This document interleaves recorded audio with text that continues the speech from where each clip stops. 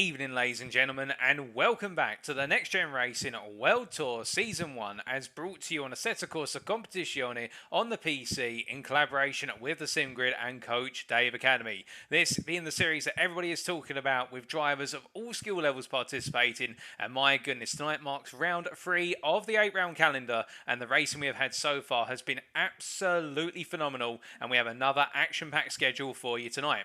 Our times, of course, in Greenwich Mean Time, that's GMT or UTC, and let's take you through that schedule as we always do. In approximately 15 minutes time, it will be the case we'll be getting underway with the driver's briefing, where all of our drivers will be brought into the virtual driver's briefing room to be given the rules, the regulations and whatnot specifically for tonight's race, as well as a recap of the general rules. And then straight after that, we'll be heading into qualifying, the 15-minute session, to determine who will be on pole for the purposes of the race.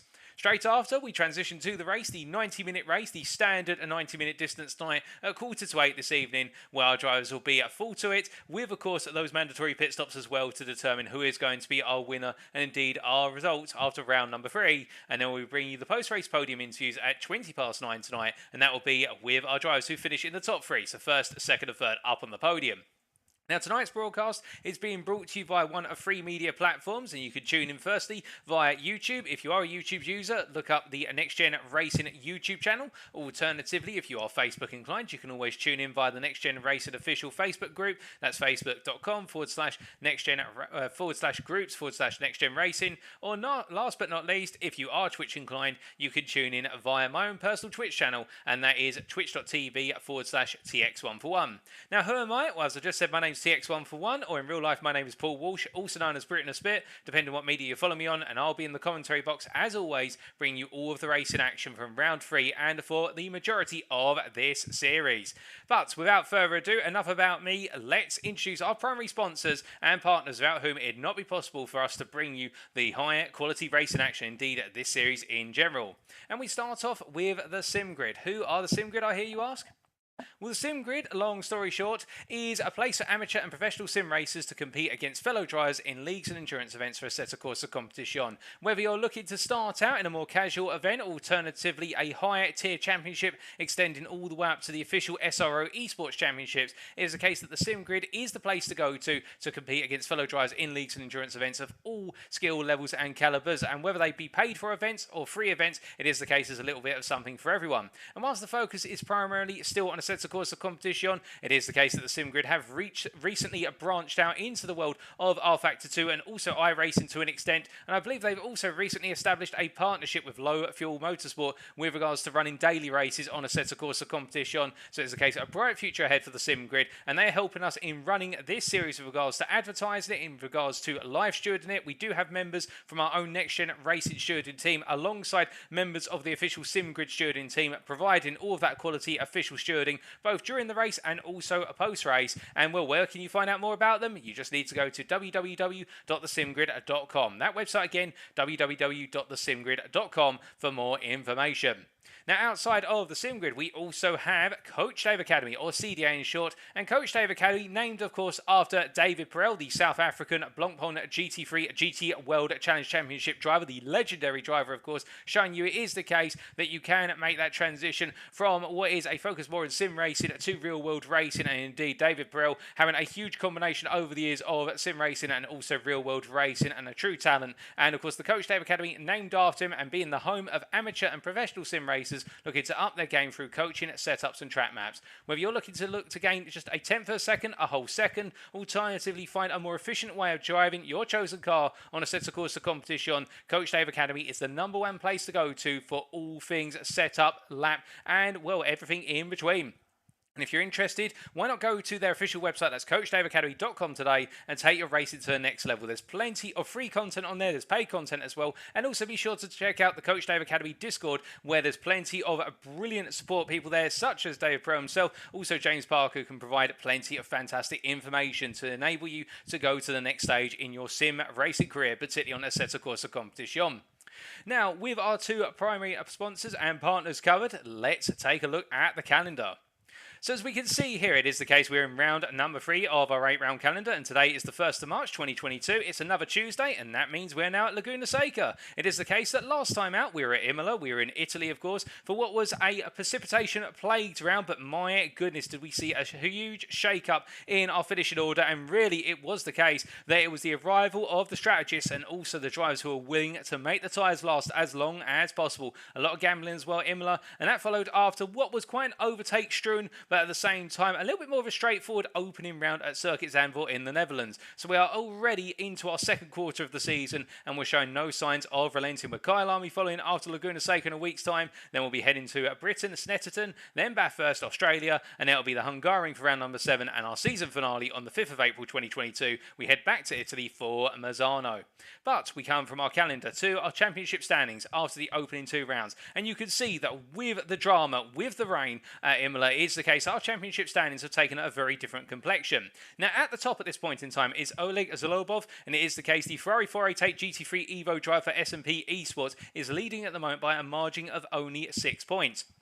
Now, I say only 6 points, it really is the case, that's how close it is after the opening 2 rounds. And into tonight, he'll be carrying 12 kilograms of success ballast. He's at the top because he's finished 3rd in both the season opener in round number 2, and that 12 kilograms of success ballast has been given because of his 3rd place finish last time out at Imola.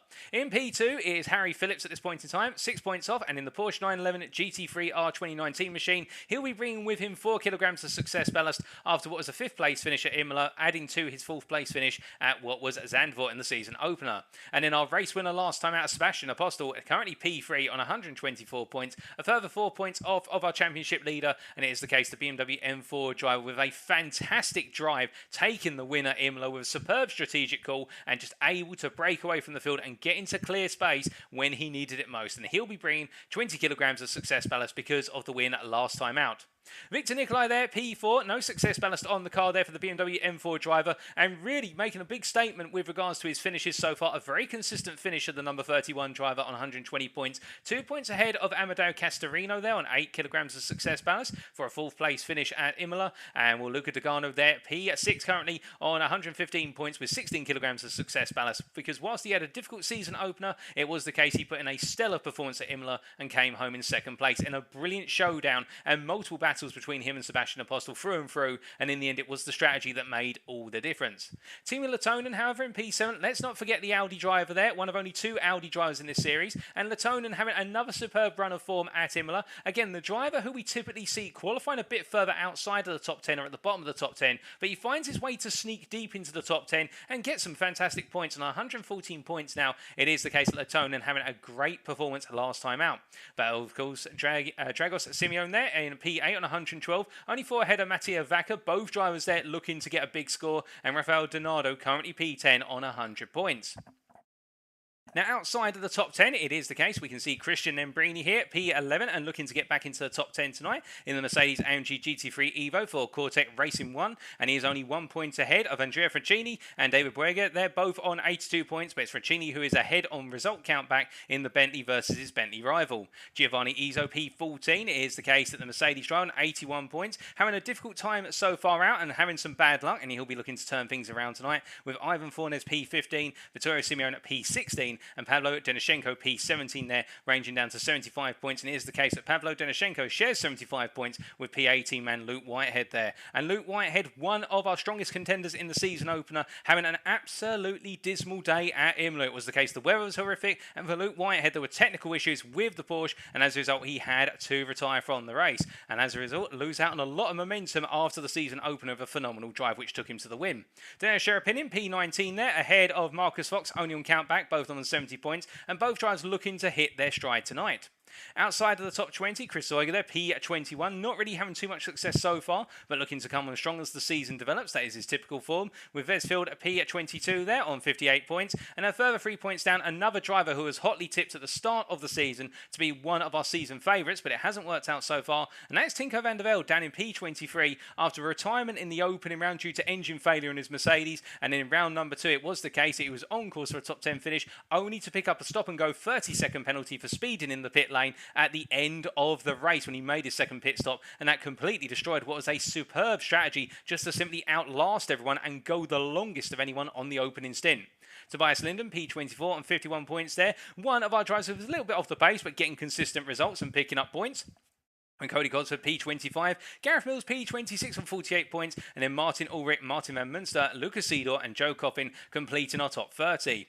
Outside of the top 30, Dominic Linker there in P31, and as I understand it, has retired from the series, unfortunately, due to personal circumstances, though we may see him return at a later date, not at this time, and I don't think he'll be taking part tonight. The other Audi, so we only have one Audi left in this series, and he's on 29 points there, Linker, with Joshua Allen there on 27 points, and having two dismal results so far, and he'll be looking to try and revive his form when he does return. He won't be racing tonight. We do believe he'll be back in round number 5. Kevin Gellin, one of the most unfortunate, if not the unluckiest driver of them all, the Ferrari 488 GT3 Evo driver, with 2 DNFs so far, and he'll be looking to try and come on strong tonight at Laguna Seca, with Presley Martono, Ivan Shematinsky, Simon Humer, Darren King, and Bobby Daniels completing our 38 drives in the standings. And I can tell you that Darren King there in P37 at the moment, he will be participating for his first round of the season tonight, and it'll be interesting to see how the GTWR RHG, the Roman Grosjean Academy driver, gets on here at Laguna Seca in the BMW M4. Hotly anticipated, and indeed many and I are watching out for him. Well, with that, we come to our track, and it is, of course, the WeatherTech Raceway Laguna Seca, based in Monterey County, California, the United States of America. And as you can see from the map here provided to us by simracingwiki.com, this circuit consisting of 11 corners, starting, of course, with the run to the Andretti hairpin at turn 2, and then running all the way through turns 3, 4, 5, and 6 medium-speed apexes through and through, with camber changes throughout. And it's the Rahul Straight that takes our drivers up to the namesaken corner here at Laguna Seca, which is the Corkscrew, the very tricky downhill chicane, which runs, and our drivers will drop through essentially a 2-meter drop as they come through the Corkscrew there into the rainy curve, and it's turns 10 and 11 that complete the lap, with turn 11 being a rather awkward left-hand right-angled hairpin, which will see our drivers have to come down from a very aggressive entry speed into first gear most likely. But what about our rules? Well, our rules stay the same as always, and it is the case that we see that our balance of performance used for this series is the 2021 base event as provided by Kono Simulation as part of the Assetto Corsa Competizione package, and success ballast, as we mentioned previously, is always applied to the top 5 finishers of each race, and they carry that ballast into the next race. First gets 20 kilograms, and it's in splits of 4 kilograms downwards to 5th place, taking 4 kilograms into the car. And now the rules for qualifying and the race. In qualifying, drivers are not permitted to use return to garage, that's RTG. Whilst out on circuit, they must enter the pit lane before using RTG unless specified otherwise. And in the race, there are 2 mandatory pit stops, which will require fuel to be added, 1 litre minimum, but changing tyres is entirely optional. And there is no defined pit window, so drivers may choose when to pit. They can do so at any point in the race, and that could be critical in the strategy here today. And we'll talk a little bit more about that in a brief while with regards to Laguna Seca and why strategy is of the utmost importance, and also qualifying here is going to be absolutely critical as we transition to the live pictures. And we can see here Oleg Zholobov here currently parked in the pits, the S&P Racing Esports driver, raring to go in the Ferrari, and well, he is our championship leader. Will he still be our championship leader come the end of tonight?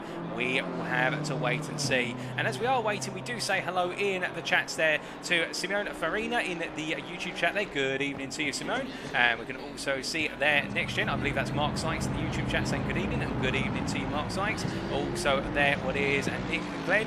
Well, good evening to you, Nick Glenn. I hope you're doing well in the Facebook chat. And then the 9 job there in the Twitch chat. And indeed, the 9 job saying a 20-meter drop in the Corkscrew. It's quite the height to get up there. Indeed, not a 2-meter drop, a 20-meter drop. I should clarify that. Missed it out by a factor of 10. And that's quite important when you try to do some mathematics. And, well, good evening to you, the 9 job. And to all those of you tuning in right now, do not be shy. Feel free to say hi if you do have access to a keyboard. And let me know who you're cheering on tonight. Whether you're cheering on to one of the championship favourites, alternatively cheering on one of the lesser drivers in terms of their lesser in their points, but they're not necessarily lesser in terms of the amount of attention they deserve. Indeed, how much attention they get from yourself with regards to how much you cheer them on. And plenty of drivers here. We have got some very top-end drivers with regards to drivers who are right up there, right at the peak and up and coming within the esports community of Assetto Corsa Competition. And we've also got some fantastic drivers in the midfield, such as Rafael Donato here for WeatherTech Racing 1. And we've also got some drivers who are relative amateurs by comparison, but by no means should be understated and are learning along the way, such as, for example, as we just look a bit down the order, such as Martin Van Munster here, who's parked up, and I believe we are only moments away from our driver's briefing. So I'm very quickly going to sneak into the driver's briefing room whilst I've got an opportunity to do so.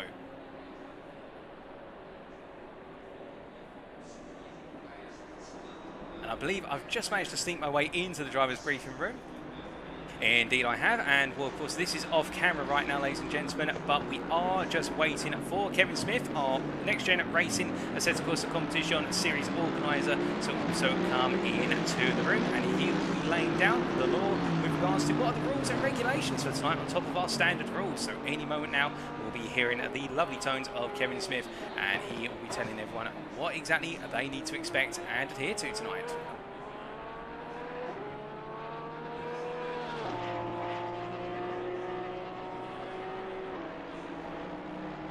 As we are waiting right now, I can't quite see him in the room at the moment, it's Discord voice chat, but I can tell you that all of our drivers are piling in right now, and it will be Kevin Smith who's the last one to walk into the room, and he will shut the door behind him, of course, as he always does.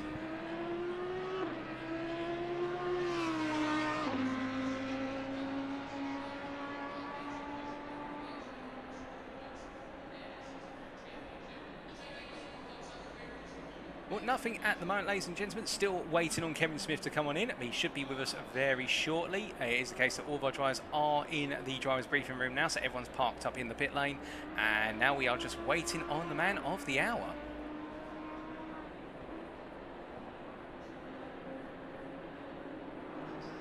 And here he is, and here we go, ladies and gentlemen. The door is shut, and Kevin Smith will take this driver's briefing away.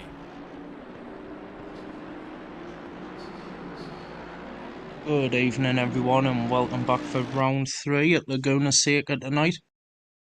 Couple of things just to run over, as we have got a few drivers joining us that haven't raced this season yet, so just to make them all aware of what's going on. We have no post-race appeals from last round, so that's absolutely fine. We do have 2 drivers with qualifying bans, which are Ivan Shermatinsky and Joe Coffin. This is due to leaving the server last week and not being able to serve or receive the penalty that they would have received in regards to an incident on track. Pit entry and pit exit tonight, guys. On pit exit, as you know, you must run the full pit exit. So all the way down, round the left-hander and join the track. Pit entry as well is on the left-hand side as you come out of the second to last corner. So just hold that line down into the pit, and we shouldn't have any issues or incidents to look at for pit entry or exits. There are 2 mandatory pit stops. Tyre change is totally optional and up to yourselves, but you must take a minimum of 1 litre of fuel for the pit stop to actually register in the sim. Weather-wise tonight, we are expecting it to be totally dry and cloudy for the whole duration. We aren't expecting any rain at all to fall for the full 90 minutes or qualifying. In qualifying as well, there's to be no queuing in the final sector. We did say this last round, so, and especially with such a short lap time here, we can't allow that. It's going to cause incidents for people on flying laps and everything else. As drivers stack up, so no queuing at all, please. And I believe that is it, everyone. You're now free to leave the room, and good luck. Have a fun race.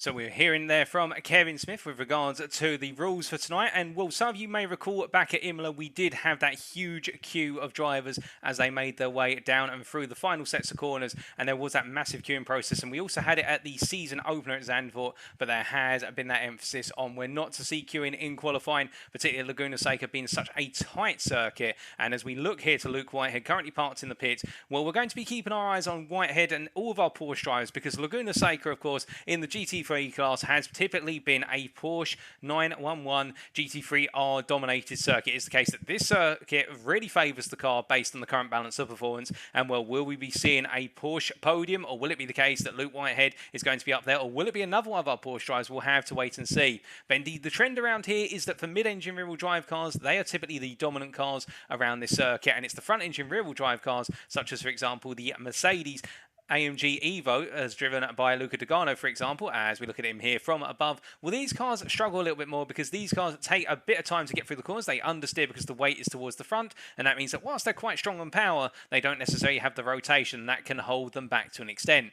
But the interesting thing about this circuit is because of how tight it is, as we heard briefly from Kevin Smith there, and also on top of that, given the nature of the circuit, whereby overtaking is quite difficult because the runs from each corner are quite short. There's not really a long run at this circuit other than the run out the final corner, turn 11, all the way down to turn number 2 at the Andretti hairpin. It is the case that track position is key here. So expect qualifying to play a huge, huge role compared to a race, in terms of the fact that in the race there will be some overtakes available, but I think it was going to be one of those situations whereby the main overtaking we're going to be seeing will be on the strategy. So the driver who puts the car right at the front on pole position is in with a very good chance of starting this race on pole and really trying to run away with it, or at least stay at the head of the field until the all-important pit strategies play on him. Of course, we'll wait and see how it all kicks out, but that is our prediction for today. It is the case that we're going to be seeing quite the strategic play, but we will have to wait and see. We are only moments away right now from going racing. Indeed, most of our drivers parked in the pit lane. Lovely to see all our drivers on a bright sunny day here in California, all waiting to go racing, and well, with a kickoff recently of the Fanatec GT America Championship as well, it is now time for us to go qualifying, and let's see who is going to be on pole. As we just get back there, the audio, we had some slight issues with regards to getting the trackside audio back, but we finally got it, and everybody making their way out of the pits as rapidly as possible. And we do say hello in the YouTube chat there to Matthew Jordan, and also to Governor ITR from Intruder Racing Team in the Twitch chat. And a big shout out to Governor ITR and the guys at Intruder Racing. It is the case that they've been providing us with the ability to have Pitbull Live running, which helps our drivers and their strategists know exactly when they need to be coming into the pits, so they can use that data and also to see the sector data for our drivers. And thank you to Governor ITR and the Intruder Racing Team once again for helping us out with that. And also hello to Joe Coffin in the YouTube chat. I believe Joe Coffin racing tonight. Now, as all of our drivers made their way out in this 15-minute qualifying session, you will recall that Kevin Smith was saying we do have some newcomers running tonight, and well, we do have some newcomers, and also we have some special liveries. But let's start off by introducing some of our newcomers, such as Fraser Rostlance here for NXTGEN Racing. He is participating on the behalf of NXTGEN Racing, and he's running around in the Lamborghini Huracan GT3 Evo. The driver from the United Kingdom, as he comes through turn number 3 here and makes his way into 4. Didn't have the chance to catch up with him in the run-up to the race. Indeed, many of our drivers were really heavily focused on getting into the cars and getting as much lap time in as possible, but it is the case that Fraser Rostlance here making his debut, and we're expecting him to be quite in the midfield and battling for some of the good positions here. Potentially an opportunity for a top 10. We'll have to wait and see whether Rostlance can deliver on that. But the Lamborghini Huracan, a very different car. It's the first Huracan we've seen in this series, and it is the case that this car can be very tricky with increasing tyre wear. But the flip side of it is it's a very strong car when the tyres are in their prime, and the car is right there within the operating thresholds as he makes his way on down and around. But meanwhile, we do look to Daniel Sharapinin, who makes his way down into turn number 2 here for the Andretti hairpin on his first flying lap. But let's hop on board with one of our drivers who is getting ready to go onto a lap in order to be able to give you a lap guide here on board. And we're going to ride on board with the Dane from the McLeod Racing Team of Martin Ulrich here as he takes us down and around, and he will give you an idea of what it's like to do a lap around Laguna Seca in the Aston Martin Racing Advantage V8 GT3 machine. So coming through turn number 11 then and going on to a lap, you're going to see here he'll straight line his way to that timing line if he's on the qualifying lap. Otherwise he'll gradually bring the car over to the left and through the left-hand kink here of turn number 1. Cutting as much as he dares to cross into the pit lane before braking at the 150-metre board there into turn number 2, into the Andretti hairpin. Double apex hairpin here, single corner, and as he makes his way out, V-shaping it before charging up towards turn 3. Trail braking into turn 3 at the 50-metre board there, rolling the car through in the late apex, getting back on the throttle when he feels the car bite before making his way to 4. Just dabbing the brake there and coming down to 3rd gear and charging through 4 before getting back on the throttle. A little run wide, but that's not going to cost him too much time as he now makes his way down towards turn 5. Braking at the 100-metre board and throwing the car, and you've got to be brave here on the accelerator because of the camber of the road. And as he accelerates out there nice and early, now charging up towards turn number 6.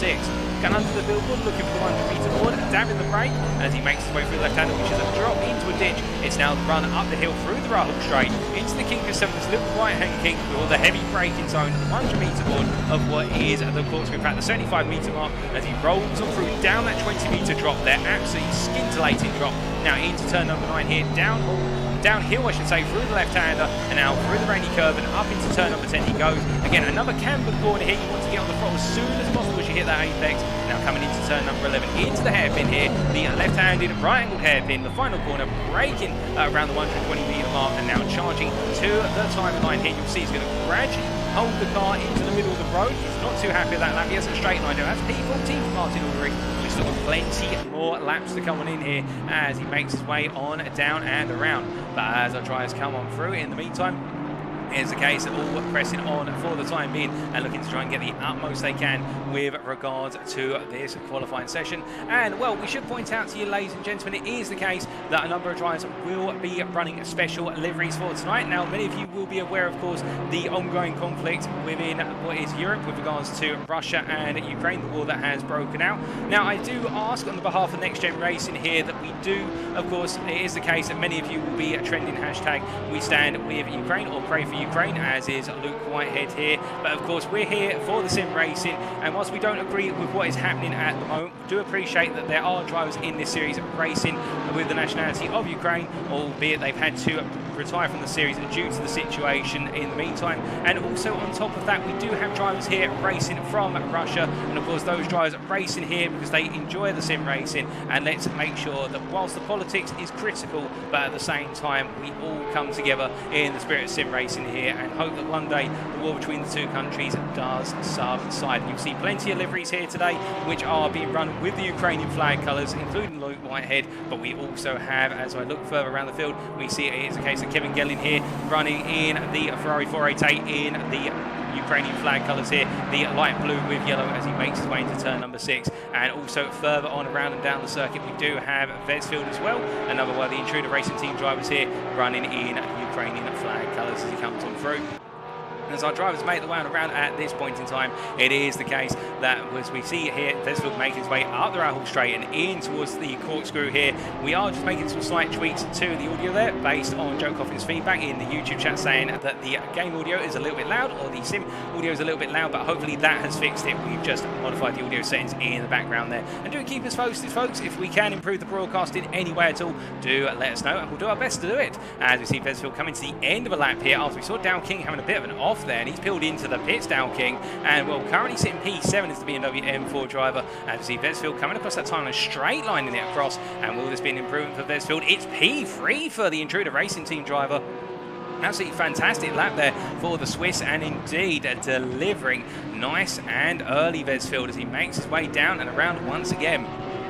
And as he comes charging on through here, through turn number 2 and up into 3, we drop to P4 with the case of Luca Dogano. Well, Luca Dogano bucking the trends there, and we can see the Italian for Cortec Racing 1 delivering an absolutely fantastic lap there. 1.1 seconds, however, off of the fastest lap of this session, and that has been delivered by Luke Whitehead. And my goodness, Luke Whitehead right now, well, we said the prediction was that the Porsche 911 would be strong here, is the strongest car here when all is equal with regards to the driver and the setup of the car with regards to the balance of performance compared to the other GT3 cars. But look at this right now, a 120.6, 8 tenths faster than Danila Sherapinin. But to be fair, it's the case that whilst the Porsche is on provisional pole, we see the S&P Racing esports driver here from Russia coming into the pits, jumping to the pit box. In the case he is allowed to do that because he has crossed the pit limiter line there, and will Danila Sherapinin now making his way back out here for S&P Racing esports. And well, if he qualifies P2, I think he will take that as much as he possibly can, because to be fair, right now it is the case that he's ahead of the majority of the Porsches, and we can see Harry Phillips, for example, P5, the Wild Things Racing driver. But the one thing we know about Harry Phillips compared to some of his peers here, he may not be the fastest driver in qualifying, but he knows how to manage the car over the race distance, and that is why he is currently P2 in the championship standings, because of the fact he's had 2 strong performances, both top 5 finishes, and it is the case that the Wild Things Racing driver has a plan and a way to manage the car. And whilst we suspected it may have been a bit of a trend changer with regards to the fact he's gone away from the Bentley Continental 2018 GT3 machine that we've seen him run in multiple next-gen racing series to the Porsche 911 GT3 R, it is the case that that switch is benefiting him. He's managing the car very nicely, and as he makes his way around right now, currently P5, only a best part of 1.1 seconds off of Luke Whitehead's absolutely phenomenal time. You can see see just how close it is really for that battle for P3 from Luca Dogano all the way down to Chris Zoiga in P12. It is the case that all of those drivers separated by only 3/10 of a second, and I really do think that qualifying here is going to be a huge challenge for all the drivers involved as they make their way on around.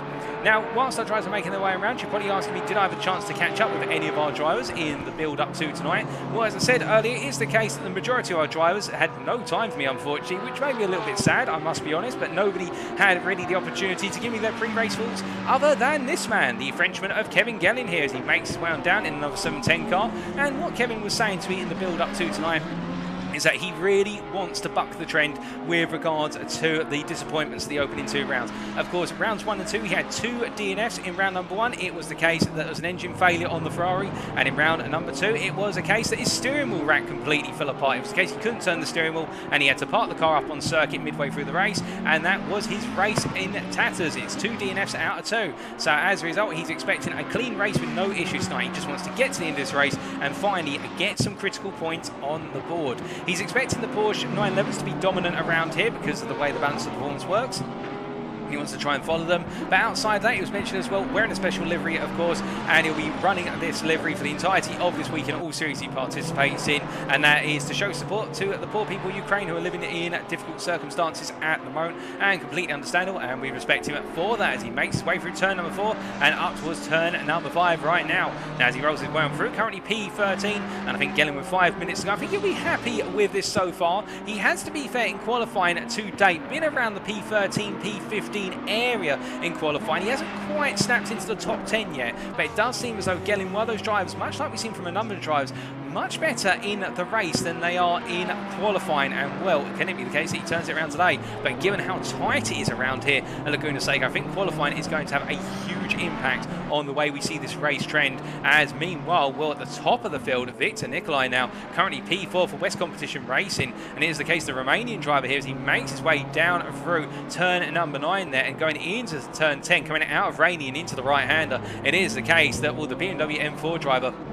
he is showing no holding back with regards to, after the performance last time out at Imola, he wants to deliver again, and we now ride on board with him as he takes us around for a lap here. And in fact, as we can see him here going on to a lap, we look forward from the car here and looking from the roll cage. Absolutely fantastic shot here as he makes his way on around. And we can just see as he rolls the car into the Andretti hairpin, taking a very tight line there into the first part of the double apex section. And as he comes out of the corner, now up into turn 3, throwing the car into the right-hander, rolling it on through and hitting the sausage curve there, just keeping the car together. He's set the car to master those sausage curves, not too much of a shake-up on the front right axle as he makes his way through. You can see that rotation of the car as he now goes charging up towards turn number 5. Into left-hander here, going as late as he down the brakes, and I think the traction control will be as low as possible. The ABS will be practically off, it'll probably be on 1 or 2, and as he makes his way up into turn number 6, you can see the dip in the rows. He drops down on the braking and brings the car together, but he goes very, very, very wide and almost hits the wall there, but brings it back. But my goodness, that shows you the limits that Victor Nicolai was trying to drive on there, and well, those limits have caught him out as that is a lap that's had to be aborted and he'll go again. But just how much has he taken out of the tyres in order to keep that car out of the wall, we'll have to wait and see. But right now it is the case that whilst he's succeeding, relatively so, our race winner last time out at Imola, Sebastian Apostol, currently P14 and not enjoying this qualifying session. He's currently 1.6 seconds off a provisional pole, and well, we were expected to be up in the top 10, but it is the case the West Competition Racing driver all the way down in P14 and looking to try and find his way into the top 10, I suspect, come the end of this one as he makes his way on around, but it is not going his way currently as he makes his way through Grainy Curve, and as he comes through turn number 9, we'll ride with him just a little bit longer from the third person perspective here to see how he wraps up this current lap. But with only 2.5 minutes to go, as he goes wide out of turn 10, that will be an invalidated lap and the car comes loose completely, and Apostol not enjoying this qualifying session, and well, we'll have to wait and see how it all comes back together for him later on. Talking about another driver who is really not enjoying this qualifying session, with Joe Coffin parked in the pits. He's one of our 2 drivers who does have a qualifying ban tonight. I believe it's car number 67 and also car number 30. 37, and Joe just parked up there waiting to go racing. He'll be starting from the back. We can see it is the case that right now Fraser Rostand's currently P26, 3.6 seconds off of the fastest lap of this session. And to be fair, on his debut, it is the case. I think he's just settling into the rhythm here and will just enjoying the racing as much as he can. And this will be a big learning experience for Fraser Rostand, and indeed for a number of drivers who are amateurs by comparison with our professionals all the way up at the top end in this series. It's all part of a learning experience, but that is why this series is open to everyone. It's the case that we are not going to isolate out certain drivers who don't meet a particular skill level. As long as drivers are willing to race fair and within the rules, we'll take anybody on at Next Gen Racing. So if you are watching right now and thinking about signing up for a future season and worried that you may be a bit slower than most, don't worry about it, because you are welcome just like anybody else racing in the series. As we stay with Rostan's here as he makes his way into turn number 11 right now, and currently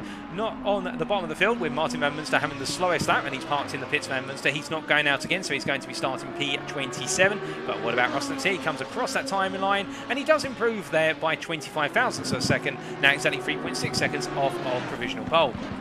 Now, meanwhile, what about Darren King, or Dow King? Here you can see it's the case, the Roman Grosjean Academy driver, as he makes his way around and down through turn number 10. And for those wondering, by the way, is his livery meant to be all black? It was meant to be a special livery, but unfortunately we haven't had time to load it due to a slight technical hiccup.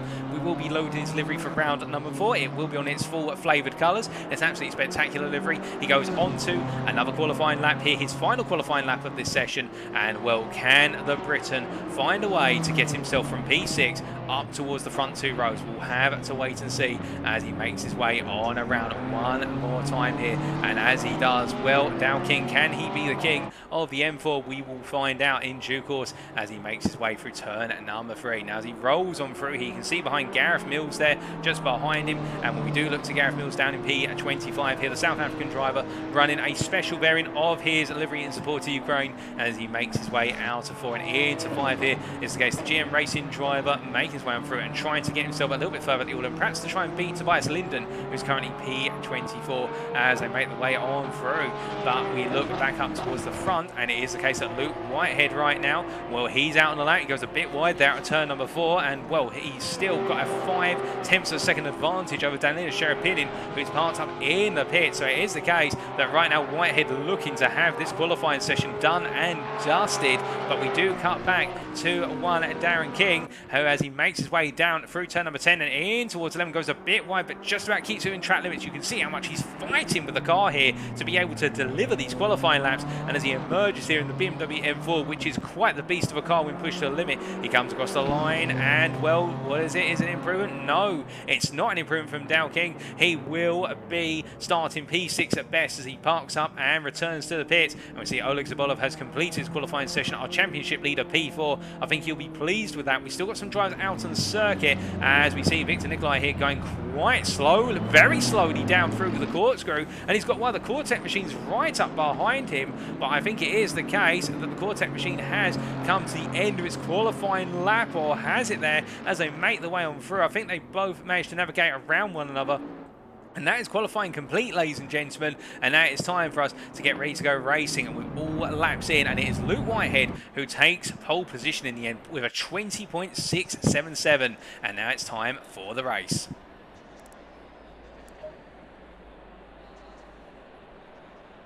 So as we are waiting to go racing, let's take you through that grid order then, ladies and gentlemen, from top to bottom. It is Luke Whitehead who qualifies on pole in the end by half a second ahead of Danilo Sherapinin in P2 alongside him. Then it's Harry Phillips who starts off row number 2 alongside him, Oleg Zholobov there in P4, and then it is Victor Nikolai qualifying P5, a season best qualifying performance from Victor Nikolai in dry conditions, and alongside him is Dow King on his debut in this series as of tonight there alongside in P6. It's the case, it's a BMW lockout on row number 3.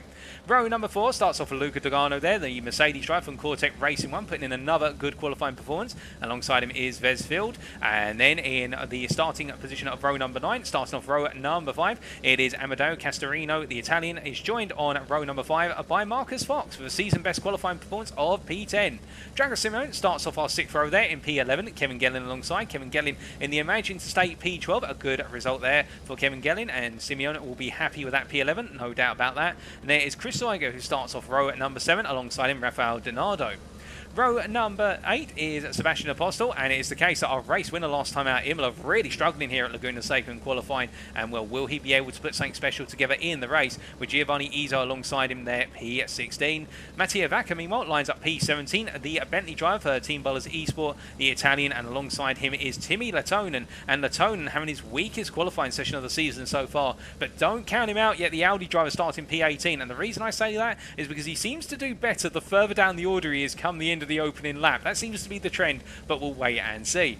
Martin Ulrich starts off our 10th row there, is the case, the McLeod Racing Team driver from Denmark, and alongside him is Christian Nembrini in P20, and then we do have Vittorio Simeone, and alongside the Renegade Sim Racing driver, sporting a new livery as of tonight, a more dedicated livery, and alongside him is David Breger there in P22, and then on row number 12 is Cody Cosford for Team Bowlers Esport in the McLaren, having a difficult qualifying session, the Briton, and alongside him is Tobias Lindum. And then on row number 13, it is Gareth Mills, alongside him Fraser Rostance on his debut, Fraser Rostance. And then on our final row, Martin Van Munster, and he is joined, of course, by Joe Coffin, who was not allowed to compete in qualifying due to a qualifying ban. Well, that is all said and done with regards to our run down the grid order, ladies and gentlemen. And now we are only moments away from going racing. And, well, we look to our driver up front, and we look inboard with this man, Luke Whitehead. He starts on pole, and will, after the win at Zandvoort, and last time out, of course, the failure of the car in those wet conditions at Imola cost him an opportunity of some huge points. Well, can Whitehead bring it back under control today and make his claim to be right back up there, up the order and in the top 10? We'll have to wait and see. All the signs are looking positive, of course, for the Roman Grosjean Academy drive from GTWR RHG Academy, but will he be able to put it together, or will fate have something else in store for him? Indeed, fate seems to have been in the way for him, and also Tinker van der Velde, who, as far as I can see, is not racing tonight. But looking a bit further down the order, our championship leader, Oleg Zholobov here, the S&P Racing Esports driver, starting P4. He doesn't need to win this race to continue to hold on to the championship lead. He just needs to finish quite far up there on the podium, and can he make it 3 podiums out of 3, and can he finish a bit higher than 3rd place once again? Of course, that will be the question on everybody's mind, including his.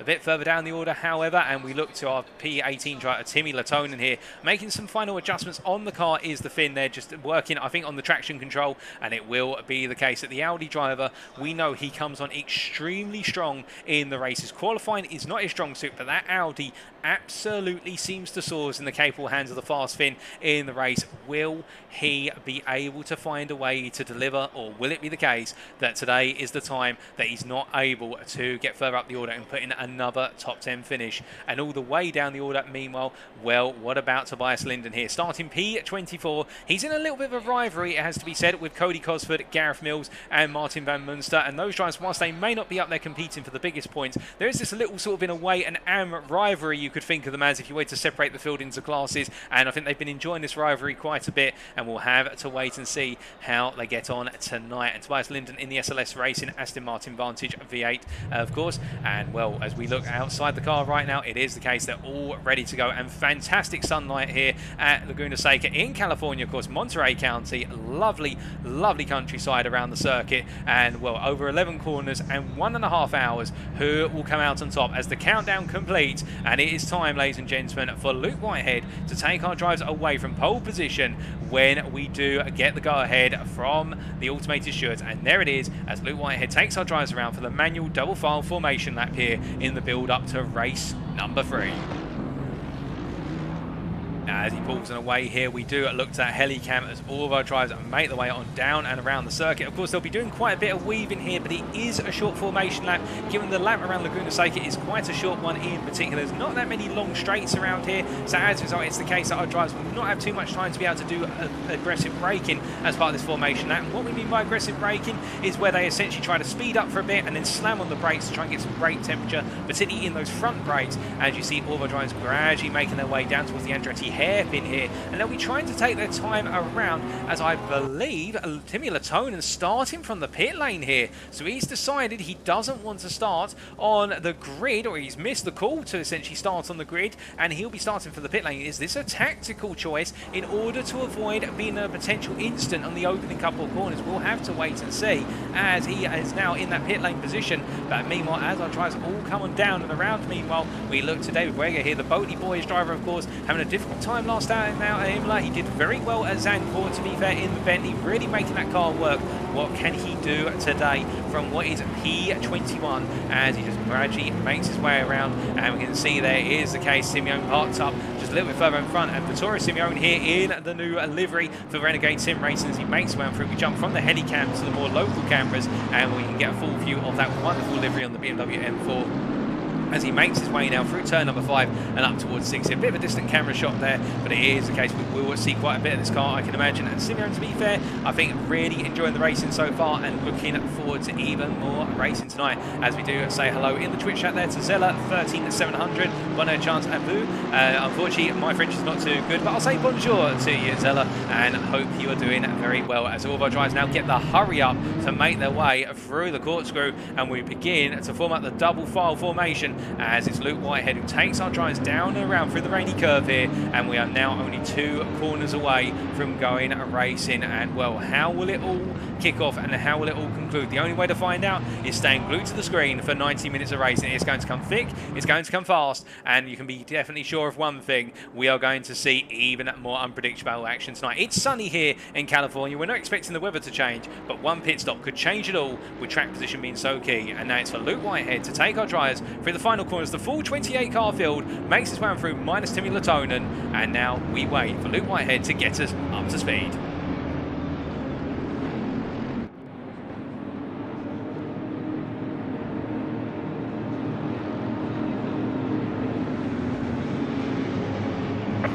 And it's lights out and away we go for round number 3 here at Laguna Seca. 90 minutes of races commences, and as all our drivers make their way down towards turn number 2 for the first time, asking into the Andretti hairpin. There's contact already between Luke Whitehead and Daniel Sharapinin, and Harry Phillips takes the lead as the contact has seen the 2 drivers there. David Borrego taking evasive action, McLeod Racing's Martin Ulrich involved in the contact as well, and we've got further cars off there by the looks of things. A bit further back we can see multiple cars involved in an incident on the exit of the hairpin. We're going to try and bring you that back very quickly to give you an idea of what exactly has happened, but it looks like we've had 2 incidents early on in this race, and well, my goodness, it's already started off in quite dramatic fashion. And this is just a brief look back here as we can see all the drivers coming on through, and well, 3 wide there, and Kevin Gelling, oh goodness me, and I think it was the case that multiple drivers coming together, and Gelling once again involved in an incident, and it's all gone horribly wrong at the start. But meanwhile, as we do look back to those live pictures very shortly for you, ladies and gentlemen, it is the case as we do come back to the live pictures now. Well, after the opening lap, almost to the end of it already, it's Harry Phillips who's leading right now. The Wild Things Racing driver breaking away and really gifted a huge opportunity at the start. And we can see Oleg Zholobov there in P2 as they all make their way down into the final corner for the first time of asking. But my goodness, what a start. And both of the Intruder Racing team cars being involved in a major incident at the start of the race. So after 1 lap, it's Harry Phillips leading by 0.8 of a second over Oleg Zholobov in P2. Then we have Darren King, who's gained massively, 3 places gained up to P3 as the BMW M4 driver in P3. Victor Nicolai, P4, starting as he plans to proceed with Amadeo Castorino, P5. The BMW Army coming on strong. Luca Dogano, P6. Then it's Douglas Simeone, P7, followed by Vesfield at P8 here as they make their way on through. Then we do have what is Chris Sawyer there in P9, and where it does look as though Chris Sawyer making his way through the CHF Motorsport driver. Vesfield has survived the opening corner incident. Meanwhile, in this case, Kevin Gelling not so fortunate, and then it is Sebastian Apostol here, P10, with Mattia Vaca giving pursuit in P11 as they make their way into turn number 5 once more. Vittorio Simeone, P12 here, currently holding the fastest lap, but of course that's not to be counted on given the opening lap is not an accurate lap. Then we do have Rafael Donato here in P13, and the WeatherTech Racing 1 driver trying to close up to Simeone. Then we have Christian Nembrini, P14, followed by Daniel Sharapinin, P15. There's a bit of contact, then we've got a car wide, and that's Cody Cosford going wide, but we stay with Daniel Sharapinin here as he goes to the move, and he goes round the inside there. Oh, what was the driver Christian Nembrini, and well, Sharapinin not holding back. He wants to get a move, and you can see the damage on the front of that Mercedes. He is not happy. Is the 777 driver right now. The SMP Racing Esports driver will want to cut through the field as quickly as humanly possible. He will feel as though he's lost out a huge opportunity here. Meanwhile, Luke Whitehead in P6 2017, and that Porsche looks absolutely battered and bruised as he makes his way on through. And you can see a bit further back, Tobias Linden going for a move there. I think versus Giovanni Izzo, the SLS Racing driver, ahead of the WeatherTech Racing 1 machine as they make the way onto lap number 3. And as they come across that timing line, Cody Cosford, who avoided the incident earlier on as he made his way on through at what was the turn number 6 onto the right Hill straight. Well, they all had to take evasive action, and you can see there's the case that Izzo goes for a lunge back versus Tobias Linden, and Linden giving him the space out, and I think recognising that it was going to be the case that Izzo would come back at him eventually as they make the way on through. But where is Kevin Gelling? He's making his way down and around right now. The Intruder Racing Team driver has had an absolute nightmare start, and you can see the damage on the car slightly as he makes his way on through, and it's the same for Joe Coppin here. Both drivers involved in an open incident, and Timmy Latonen coming in at the end of the opening lap. And he's already quote-unquote down the lap here, but I think the Finn has decided to take his pit stop as early as possible. We had to wait and see how that plays out, but he's trying to undercut the entire field. But meanwhile, right back up the front, it is Harry Phillips currently leading, and leading by a considerable margin as he makes his way down through 10 once again. But we look from him to a bit further down the order. You can see Darren King here closing up to the back of Zholobov on this lap, and as they make the way into the turn 11 hairpin, it is the case that you can see how Darren King just keeping that pressure on. And I do wonder here whether Harry Phillips has perhaps underfueled the Porsche to try and break away nice and early as they make the way onto another lap. The laps come thick and fast here. We're not even 5 minutes in. Track temperature 28 degrees centigrade, ambient temperature 22 degrees centigrade. It is, of course, just going to 3:15 in the afternoon. We are expecting that track temperature to continue to go up. The ambient temperature may drop towards the end, but we have got relatively clear skies with a little bit of cloud, and it is the case that this circuit nice and bristling hot, and the racing that comes with it as our drivers make the way on through turn number 4. But a little bit further back, we can see Sebastian Apostol here, who once he started a long way down the order, he started all the way down in P15. Well, it is the case that the Romanian driver having an absolutely brilliant start. He's gained 5 places, and well, I think he's going to be very happy with that. Now, can he continue that trend as we see in front of him Chris Zoiga there, and Vesfield meanwhile side by side with Dragos Simone as they make their way into turn 6. Then it's the case they give one another just about enough space. Simone getting a wheel onto the grass, and as they make their way up towards the corkscrew here, well, I think it's only going to go one way, and it is the Intruder Racing Team machine that gets ahead as we look back here as they make their way down out of the corkscrew. My goodness, it is a roller coaster ride as they now make their way through a rainy curve, and well, Simone here is, I think, a little bit frustrated, but also at the same time Vesfield has the pace, and well, he's demonstrated it here, and I don't think the BMW M4 driver is going to try anything from that far back to come back at him as they make their way through turn number 11. But peeling into the pits, we had a car coming on in there, and I do believe that's Vittorio Simone who's coming into the pits. A number of drivers deciding to pit early, and well, we talked about it, and you've already seen, ladies and gentlemen, just an indicator of how tight this circuit is and how tricky overtaking. Marcus Fox also in. A lot of drivers going for a very early opening pit stop. Remember, there are 2 mandatory stops in this race, and as a result, our drivers who are further down the order are trying to pit early to give themselves track position, clear air, and as a result, they can go on the offensive and put in every lap as if it's a qualifying lap. We'll have to wait and see how that plays out, as meanwhile we look away from Vedsfield to a bit further down the order, and to one David Brega, who was involved in the opening lap instance. He was involved in a bit of the contact, but he managed to navigate most of it, the German driver, relatively okay. I think there might be a bit of aero damage on the Bentley, although it doesn't look like it's got any aero damage, it has to be said, but as he makes his way up into turn number 5. It is the case that right now David Brega doing everything in his power to try and bring things back up to speed as he rolls on through the corners here and comes up towards turn number 6. But it's a long way to go for the number 7 driver here as he makes his way on through and around. And as he comes up towards the corkscrew, we look from him to a bit further up the order once again, and we do look up to one Luca Dogano here, who is falling a bit back off of Victor Nicolai. In fact, he dropped 2.5 seconds over the top 5, and I think right now the Italian driver here may be on a bit of a different strategy in trying to hold track position. Now, the reason he can do this in the Mercedes is because the Mercedes does have a very strong straight line acceleration compared to the handling cars, such as the Porsche, such as the Ferrari. And what that means is for Luca Dogano, so long as he gets a good exit out of each and every corner, he should have the acceleration to hold on to the position by the time he gets to the next braking zone. And you can see that Vedsfield all over the back of Luca Dogano as they come out of the Andretti hairpin and make their way into turn number 3 as Danilo Sharapinin sets the fastest lap of the race and is now into the pits. And it is the case that you can see here the Mercedes able to keep what is the Porsche behind him of Vesfield, but Vesfield now have to look for a way on through. And I would say that Cortec have decided to fuel the car heavy in this opening stint, and they're going to try and hold track position for Luca Toscano as much as possible here. His role is not to lose P6. His role here is to simply act as a rolling roadblock and hold on to that position, because if he does, he will cause the rest of the field to bunch up behind him, and that will give him a really good position later on. You can see Vesfield flashing his lights there, trying to distract the Mercedes driver, but Toscano giving it no quarter as they make the way through the corkscrew once again for the 6th time of asking. Now, but up ahead of the road then is Amedeo Castorino here, and it's the case of the Q-Slash Racing, so the Q-Lash Sim Racing driver, I should say, doing it very well in P4 right now, putting in a good performance, and it does look as though the battle for the top 5 positions has calmed down somewhat. Nobody really making any major moves at this point in time. I think they're all settling into a rhythm and trying to guess who's doing what from a strategy perspective, who's trying to perhaps go a little bit faster, who's got less fuel in the car, who's got more fuel in the car.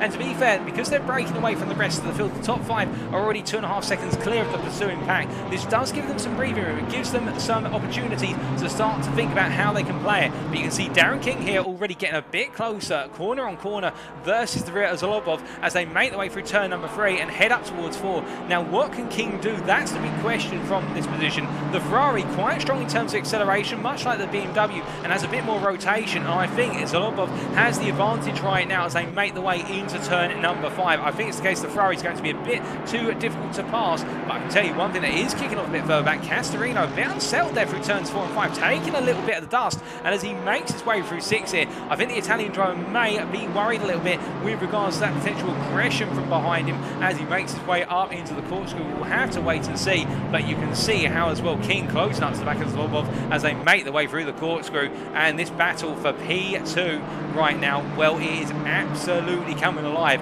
as they make their way into turn number 10 once again. But as they roll them through this time, in this case, track temperature's already gone up a degree, and as they make their way into turn 11, no opportunity this time. But what about for Luca Dogano versus Vesfield? You can see Vesfield looks at a move on the inside, and there's contact between the two of them. And I think it will be the case that Vesfield will argue that he was turned into by Luca Dogano. I think Luca Dogano would argue that he was lunged, and there's a squeeze to the wall there of Dragos Simeone. And I think the stewards are going to frown on that massively. You can see the damage that has been done to the Romanian's car from West Competition Racing as now Chris Soiger tries to go all the way around the outside. Luca Dogano goes very deep, and Dragos Simeone goes on a move, and I think he gets the elbow out there a little bit as Dragos Simeone tries to get back onto the position. But as they come on through turn number 3, they finally put it aside, and it is the case that Dragos Simeone is up into P7. It could have been a lot less eventful than that, and I do think the stewards are going to frown very heavily on Luca Dogano in that situation, both for the contact with Vesfield and also for Dragos Simeone afterwards. Of course, the stewards will decide on that. As soon as we hear anything, I will let you know, ladies and gentlemen. They're already looking into it from what I gather, and also the opening lap incident, as we do also say hello in the Twitch chat there to La Kicks, and well, we hope you're doing it very well. And I can see a lot of you in the Twitch chat who are cheering on Intruder Racing Team right now with your heads in your hands with regards to what's happening. That is the case at Vesfield right now, bringing things back together. As you can see, Simeone going very deep there through the corkscrew, missing the second apex, and that will be a track limits violation. I think it'll be a warning this time around. But right now, it is the case. I think Simeone has got damage on the car, and it's very much affecting his ability to brake into left-hand corners, because you can see just how the car wobbling into the corners now on the braking, and it is not a happy machine. As we also say hello to President there in the Twitch chat. But as they make their way across the line, it is the case. With just over 10 minutes complete, we've still got 80 minutes to go. A long way to go. And now look who's closing up to the back of this battle for what is P7. It is Sebastian Apostol here, and as he makes his way into the Andretti hairpin, it is the case that all of our drivers coming together. We've also got Mattia Vacca here, the Team Bullers Esport driver, the Italian, closing up very rapidly. And well, that Bentley, whilst it's not necessarily the fastest in qualifying, it can go very well in the races. It is the race optimized car here with its ability to be able to save fuel very well. And as he rolls on through the right hander of turn number 4, how can he get into the mix? That will be the question that everybody's asking down the Team Bullers Esport garage. As he makes his way around this time, I think for the time being, he's just going to watch and wait. I don't think he needs to do anything special right now. But a bit further back, Fraser Rostand's here in pursuit of what is there. Oh my goodness, excuse me, chasing after Giovanni Izzo as the two of them come through turn number 4. I think Fraser Rostance has had a little bit of an off because they've just traded position on my timing screen. But as they roll them through and up into turn number 5, it is the case that they are as they were as they make the way on through. But the one driver who we will be keeping our eyes on, because he's set the fastest lap and he is putting in absolutely ferocious laps, is Luke Whitehead right now, currently P26. He has made one pit stop already. He's got Kevin Gelling behind him, and Whitehead here, well, he was on pole by 5 tenths of a second. He had the incident on the opening lap with what was Sherapinin. Both drivers have been wounded for it, but Whitehead the most. And as he makes his way through turn number 5, he is going to be given everything. As Sebastian Apostol into the pits as I look out my commentary box window, and it's the case that our race winner from round number 2 deciding to undercut the leaders as we look from Whitehead. One Porsche at the rear of the field, but with very fast pace, to a Porsche at the front of the field with good pace. And as Harry Phillips has opened up an advantage now of 3 seconds over the field, and he is continuing to creep away into the distance as he rolls them through, and commented on there by IDazX1 in the YouTube chat saying, Harry with a 2-second gap, well, it's now a 3-second gap, let's go. And I think Wild Things Racing will be shouting that down into his ear, bit, saying it in a calm fashion, saying keep it up Phillips. It is the case that things are coming to you right now. We will have to wait and see, however, how it all plays on out as he makes his way down and around through the corkscrew there. I think a little bit of latency on the server as the car just seems to skip through the corkscrew. But meanwhile, Darren King here falling back a little bit from Zholobov. It is the case he was close, but he's had to back off, and I think tyre temperatures have been key, particularly the front tyres, and also the front brakes may have been overheating a little bit as he rolls on down and into turn number 11, and once again, but our top 5 very close together right now. Meanwhile, a bit further down the order, we can see then it is the case that really the battle for P7, well, that is continuing to build, and it's Chris Soiger here who is continuing that pursuit of Luca Dogano as they make their way out the final corner onto another lap. And we ride on board here with Chris Soiger from CHF Motorsport as he makes his way down towards the Andretti hairpin of turn number 2.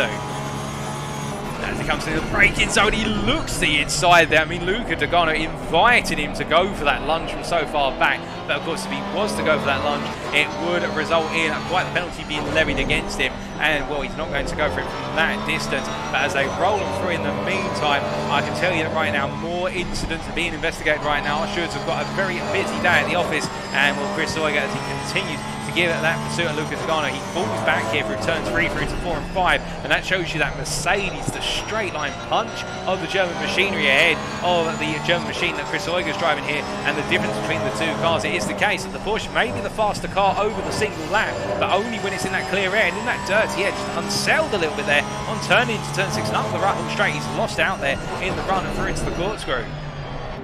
As we look as they make the way on down and around once again, it is the case that both drivers pressing on, and as they make the way on through and through the rainy curve here, we look a little bit further back to David Borrega, who currently P13. He's yet to pit, to be fair, but closing up to the back of Christian Nembrini, and the Boney Boys driver here really starting to enjoy the racing. And it does look as though the pace he's demonstrating is coming to him, as we've got a drive-through penalty for Danilo Sherapinin. So the stewards have given their first penalty during this race, and that is for car number 777. And, well, we just bring Danilo Sherapinin up on screen for you, the S&P Racing Esports driver. And that penalty is for hitting the rear of car number 21, and car number 21 being the car of Luke Whitehead. We saw this happen at the Andretti hairpin, and that caused the car to spin around. And as a result, Danilo Sherapinin has been hit with a drive-through penalty for the contact between the two drivers there, and it was an opportunistic move, and it didn't quite work out. So Cody Cosford is into the pits, and Danilo Sherapinin will need to serve that drive-through penalty within the next 3 laps of it being awarded. So in fact, I think he does have 2 laps now before he must serve it. We do still have some more investigations underway as Cody Cosford in the pits, of course, and we see what is De Frankler there in the YouTube chat saying, so this race has got 2 mandatory pit stops. That is correct, De Frankler. We've got 2 mandatory pit stops, and so far we've got a number of drivers, including Cody Cosford here, deciding to pick quite early on in the race to get 1 mandatory pit stop out of the way. And as they make the way on through, it is the case Cody Cosford here deciding to go for the undercut. And to be fair, the Team Ballers Esport driver, he's got nothing to lose by attempting this. He wasn't quite there at Imola, the McLaren not quite up to scratch at Imola in those wet weather conditions, and, well, it was the case that Zandvoort, he had a good race, and he's trying to recreate that form in the dry as he makes his way through turn number 3. But as he rolls through the right-hander right now, it is the case where he's come out ahead, I think, of quite a bit of a concern of traffic, and that is Gareth Mills here, who has got Timmy Latonen and Kevin Gellin behind him. Well, Gareth Mills is yet to make his first pit stop, so it is the case that these drivers right now all trying to scramble past as we ride on board here with Gareth Mills, looking back at Timmy Latonen and Kevin Gellin, who will be thinking at this point we need to pass him because he is taking away our opportunity to really use this undercut to our advantage. And as they make their way through the left-hander, it is the case you can see Kevin Gellin there looking for a little bit of a peak versus Latonen, but the Audi comes out stronger from turn number 6 as they make their way into the corkscrew this time. No change, although Gareth Mills goes very, very very deep there, and as a result, as they roll on down, he's going to hold over to the side and let both drivers on through. I think a smart move there, and it is the case that Timmy Latonen and also Kevin Gelling gain as Daniel Sherapinin comes into the pits for his drive-through penalty, and that is going to cost him a sizable amount of time. And Kevin Gelling looking for the move here versus Latonen. Latonen, I think he looked at turning in, but then noticed that Kevin Gelling was coming through, and it's the case that he's let the Frenchman go, and I think this will work out to his advantage. I think it's the case that Latonen knows that Kevin Gelling's got a little bit more pace at this point in the race, and there's no point fighting. As Gareth Mills comes into the pits for his first pit stop, so it is the case, I think, Mills deciding enough is enough, and whilst he will be at the back of the field, he can gain a bit later on. As we started with 28 drivers, we've still got 28 drivers in this race, and well, with almost 20 minutes complete, we have had a lot of drama so far, and we have a lot of strategy playing out already. Now, I can see a question there from IDAS in the YouTube chat saying, not sure if fuel tyre changes are mandatory. The only mandatory aspect of the pit stops is that our drivers need to put in a litre of fuel on one of the two pit stops. Beyond that, drivers can choose whether they want to put on fresh tyres, and they can choose how much fuel they want to put in the car beyond 1 litre. So it is the case that if you're looking at Harry Phillips, for example, the man with the action plan, and we know that Harry Phillips does love to try and make tyres last an eternity. Will he be able to do so today? As meanwhile, Darren King here, we look at him P3, we've been looking down the order, now we look further up the order. It is the case that Britain here, once again, right on the back of the Ferrari of Oleg Zholobov as they make the way up the Rahal Straight and in towards the Corkscrew. And my goodness, these two have been exchanging lap times as if it's going out of style, and as they make the way down through the Corkscrew right now, it is the case that Dow King just not able to find a way past the Zholobov. It is the case that Ferrari just seems to have a little bit of an answer to everything, and will King get him very close. But as soon as he gets this close within 3/10, it's almost as if the dirty air from the back of that Ferrari just making the front end of the BMW M4 less easy to tame. And as a result, we can see that as he comes out 11, just a little bit slow on exit, and as he makes his way across that timeline here, the gap between them, it was 3/10, it's now 4/10 of a second, and it's that dirty air off the back of the Ferrari which is just hurting King and his ability to stay close and try and force a move as they roll through turn number 1 and into 2 through the Andretti hairpin. They go once again, and as they make the way into 3, we will have to wait and see as regards to how it all plays on out. But as they make the way through 3 and 4, it is indeed the case right now. Dow King, I think, feeling the pinch here, being tucked in behind the S&P Racing Esports Ferrari of Zholobov as they make the way around on lap number 15. But these laps coming very quickly indeed. As we look further down the field, it's Chris Soiger, who, much like earlier, we saw him here stuck behind Luca Dogano. He's still stuck behind Luca Dogano even now as both drivers make their way into turn number 5. And we'll see HF Motorsport at this point in time, I think we'll be thinking, what can they do? Given the fact that we have seen so many drivers already pit, already so many drivers go for the undercut on stop number 1. What that effectively means is for Chris Soiger right now, if he were to pit, he could be at risk of coming out in amongst some of the drivers who are much further down the order in terms of they haven't pitted yet. So, for example, he could come out around Sebastian Apostol, Fraser Rostance, Tobias Linden, Vittorio Simeone. He could come out amongst them, and that could really hurt his strategy even further. And that's the problem at Laguna Seca, because track position is so critical, and you're seeing it time and time again where a driver's got to have such an advantage. And he takes a peek there into 11, but it's not enough. He needs more. And how can he extract out the car? Well, I think he's going to have to put the tyres right on the limit in order to be able to find a way, because right now, as they go into another lap, Chris Soiger is the closest he's ever been here as they make the way through 1 and down to Andretti Hairpin. He's going to go for it. He's going all in, and Luca Dogano turns in, but Chris Soiger goes deep. And as a result, once again, Luca Dogano holds on. And well, you can imagine right now for the Swiss of Soiger, he's got to be absolutely frustrated in that cockpit because he just cannot seem to find a way to get ahead and stay ahead. He can get their car ahead, there's no doubt about that, but he can't keep it in front because he'll go deep. As we see Luca Dogano then make a mistake and give him the space there as Chris Soiger's going to look around the outside, and Luca Dogano in the end yields the position. Well, it's fortunate there, Dogano making a mistake coming out of the corner of turn number 4, and that has given Chris Soiger finally the chance as a drive-through penalty for Vez Field, a drive-through penalty for car number 42, and well, the stewards have not shone brightly on Vez Field. Now, what has happened to the Swiss to merit this? Well, the drive-through penalty, as I can see, is for diving up the inside of car 333, so that is the car of what is, as we check our car numbers, that's Luca Dogano, and that is resulting in a spin and gaining a position. So I would presume that would have been for the move at this corner much early on. We thought from our perspective, but that's why the stewards do the job and we're the commentator. We thought it was a dive, but it was one whereby the door was shut a bit too late. But instead, the stewards have said that it's because of the contact and spinning Luca Dogano, and in return, that's given him a drive-through penalty as Vesfield. On top of that, Luca Dogano has picked up a drive-through penalty, and well, that is for dangerous driving, where he swerved essentially to make contact with car number 99, car number 99 being Dragos Simeone, and you'll remember that, ladies and gentlemen, on the start-finish straight, after the incident between Vesfield and Luca Dogano, Dogano pulled across the road, and well, it was the case that Dragos Simeone had nowhere to go other than to try and make pace and peace with the barrier, and well, that is what he's been given the drive-through penalty for, as Luca Dogano, for that aggressive driving, which saw Simeone in the wall, and well, Simeone was able to stay out of the wall in terms of just grazing the car, but it could have been a lot more dangerous than that. So 2 drive-through penalties, which will definitely shake up the order, but right now, it is the case that these penalties are going to hurt the recipients massively here, because we have not seen the field spread out enough. But I can tell you one driver right now who is on the charge, and it's Luke Whitehead, as he gains another position. And this was versus Fraser Rostans, which is looking at replays. He made his way out the inside into Andretti hairpin, and the Lamborghini Huracan driver saw it coming, and well, he decided at the end of the day not to do anything about it other than let it go. And I think at the end of the day, he knows that Luke Whitehead here is in a different race in terms of pace, and I think Fraser Rostans at this point just trying to keep his head out of trouble, as Vittorio Simeone into the pits, as I understand it. In fact, I think he's had an off. No, goodness me, what's happened to the Renegade Sim Racing driver? Well, this was only moments ago, so he's coming out of 2 and into 3. That's Joe Coffin behind.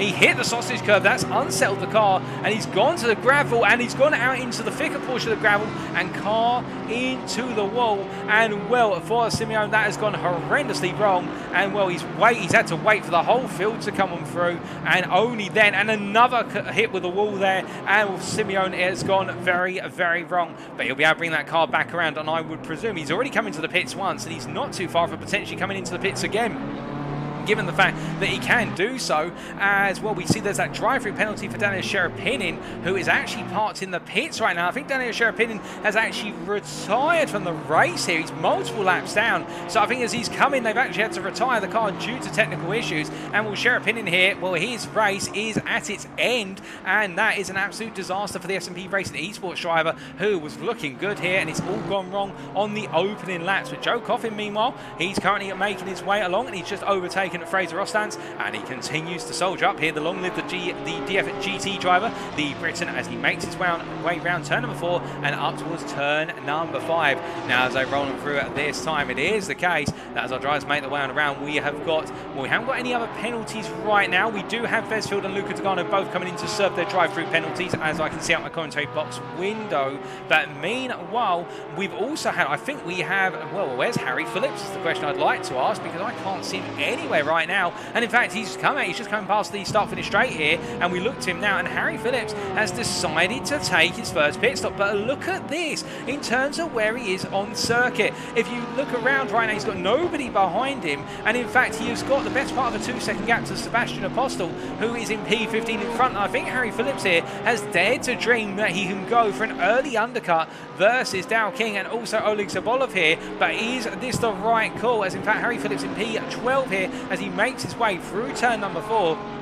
And well, he's closing up very rapidly to the back of David Boega, who you can see just a bit further up the road, the Bentley driver, as they make their way on through. And we're looking at the German Ace, the focus of our camera. And well, has Phillips got this right? Because if he has, this could work out massively with Oleg Zholobov and also Darren King staying on out. And of course, now Harry Phillips can go for that all-important undercut. I think it could also be a bit of a reactionary stop to Luke Whitehead's pace, to be fair, with Whitehead really coming up through the field right now. Whitehead, of course, having to pit early after the incident on the opening 2 corners. And as a result, he's currently P16, Luke Whitehead, and going very fast indeed. He does own the fastest lap as we look to Luke Whitehead, and he's found his way past Sebastian Apostol there, going in the run from turn 5 to 6. And as they make their way up the Russell Straight right now, it is the case of Luke Whitehead doing everything in his power to recover this race. He does not want to miss out on a top 10 finish. He does not want to miss out on finishing that top 5. And with the pace he's showing, I think it's possible. As David Boega comes into the pits, as I look out my commentary box window, he's coming into the pits, and Harry Phillips will be promoted. And Phillips, I think, has timed his pit stop correctly, and he's got it spot on. As meanwhile, Marcus Fox, a bit further back, has found his way past Tobias Linden. And it is the case that the Austrian driver here, Fox Sim Racing's Marcus Fox, making ground. And I think Tobias Linden may have had a brief off through the corkscrew Corkscrew as he makes his way down through turn number 10 and in towards turn number 11. But right now it is the case that we're almost not almost halfway, almost a third of the way through the race time. We are almost at the 30-minute mark in terms of time passed, and with that in mind, that does mean, of course, still plenty of racing to go, but now we are really starting to open up onto the strategic envelope here in terms of the drivers who pitted right at the start. They'll be looking to make the gains versus the drivers who have yet to make that opening pit stop, and we do have one driver who's made both pit stops already, and that is Vittorio Simeone. Of course, he's got the damage to the car, and well, we're not looking at him on circuit right now, but he's down in P26, and he'll be one to watch because he doesn't have to pit again if he can manage the fuel to the end. And the fuel tank should last a full hour. We do believe he managed to do quite a bit of fuel saving and run a different fuel mode. We'll wait and find on out. But meanwhile, we look here from P19 all the way to our race leader, Oleg Zholobov here, as the S&P Racing Esports driver continues to deliver the laps. And as he makes his way through turn number 3 and into what we see Cody Cosford there moving aside. And that was, I think, for the fellow Bentley, the Bollers Esports Bentley of Mattia Vacca, as they made the way on around. And Castorino, to be fair, and really an unsung hero, Amadeo Castorino, of this race so far. You'll see him briefly in the rear of your picture there. It is the case that the BMW driver staying 2.6 seconds off of this battle for what is effectively the lead on circuit right now, but we're not sure if it's going to be the lead come the first round of pit stops completing. We will wait and see, but we can see it is the case that Oleg Zholobov here doing a fantastic job of keeping Dow King at bay, and with that in mind, well, Castorino by comparison just not closing up, and we do have brilliant sunshine at this point in time. It is the case that the clouds have gone away and track conditions are still in their optimum. Ambient temperature holding at 22 degrees centigrade. Track temperature has gone up to 29 since the start of the race. It hasn't gone up any further, but with the sun now ever present, the Californian sunshine, we could see that track temperature go up a little bit higher as the race continues here, perhaps to 30 degrees, and it may affect the pressures of some of our drivers with increasing pressure and temperature, but we'll wait and see how that all plays out. So Oleg Zholobov right now putting in consistent laps, 23s all the way through and through, low 23s at that, and well into the pit. Well, I think it's into the pits. No, Christian Embrini being passed on circuit by Harry Phillips, and Harry Phillips gaining another position here versus Embrini, who is yet to take his first pit stop.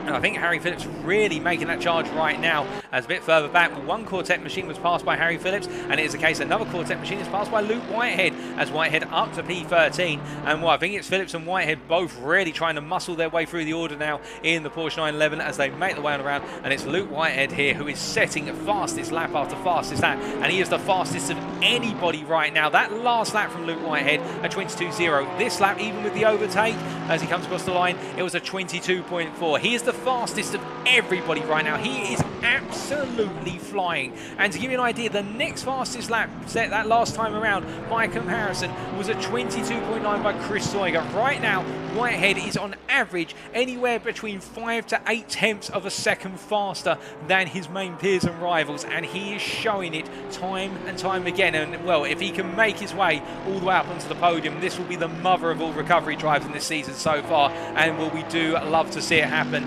As meanwhile, into the pits comes Tobias Linden. He's currently being serviced, and that will release Timmy Latonen, who is gaining more places now. And remember, Latonen decided to start from the pit lane. I think he started there to avoid all the carnage of the open lap, or the potential carnage. Of course, some drivers do decide to do that if they're not feeling too comfortable, particularly in the run to turns 1 and 2. And Laguna Seca, of course, very tight in the run through 1 and 2. Having driven around here myself in a number of sim racing series, I can definitely tell you that you do require the drivers around you to show a lot of respect, and you have to show a lot of respect as well, particularly under braking into the Andretti hairpin. But Latonen, starting from the pit lane, is gaining ground compared to some of his peers. He's got ahead of Cody Cosford. He's also got ahead of one David Buega, and he gives space there, and he gives space, I should say, to what is the battle for the lead right now out to the circuit. And you can see a little bit further back here how Cody Cosford under pressure from David Buega as they make the way through turn number 5 and up towards 6 once again.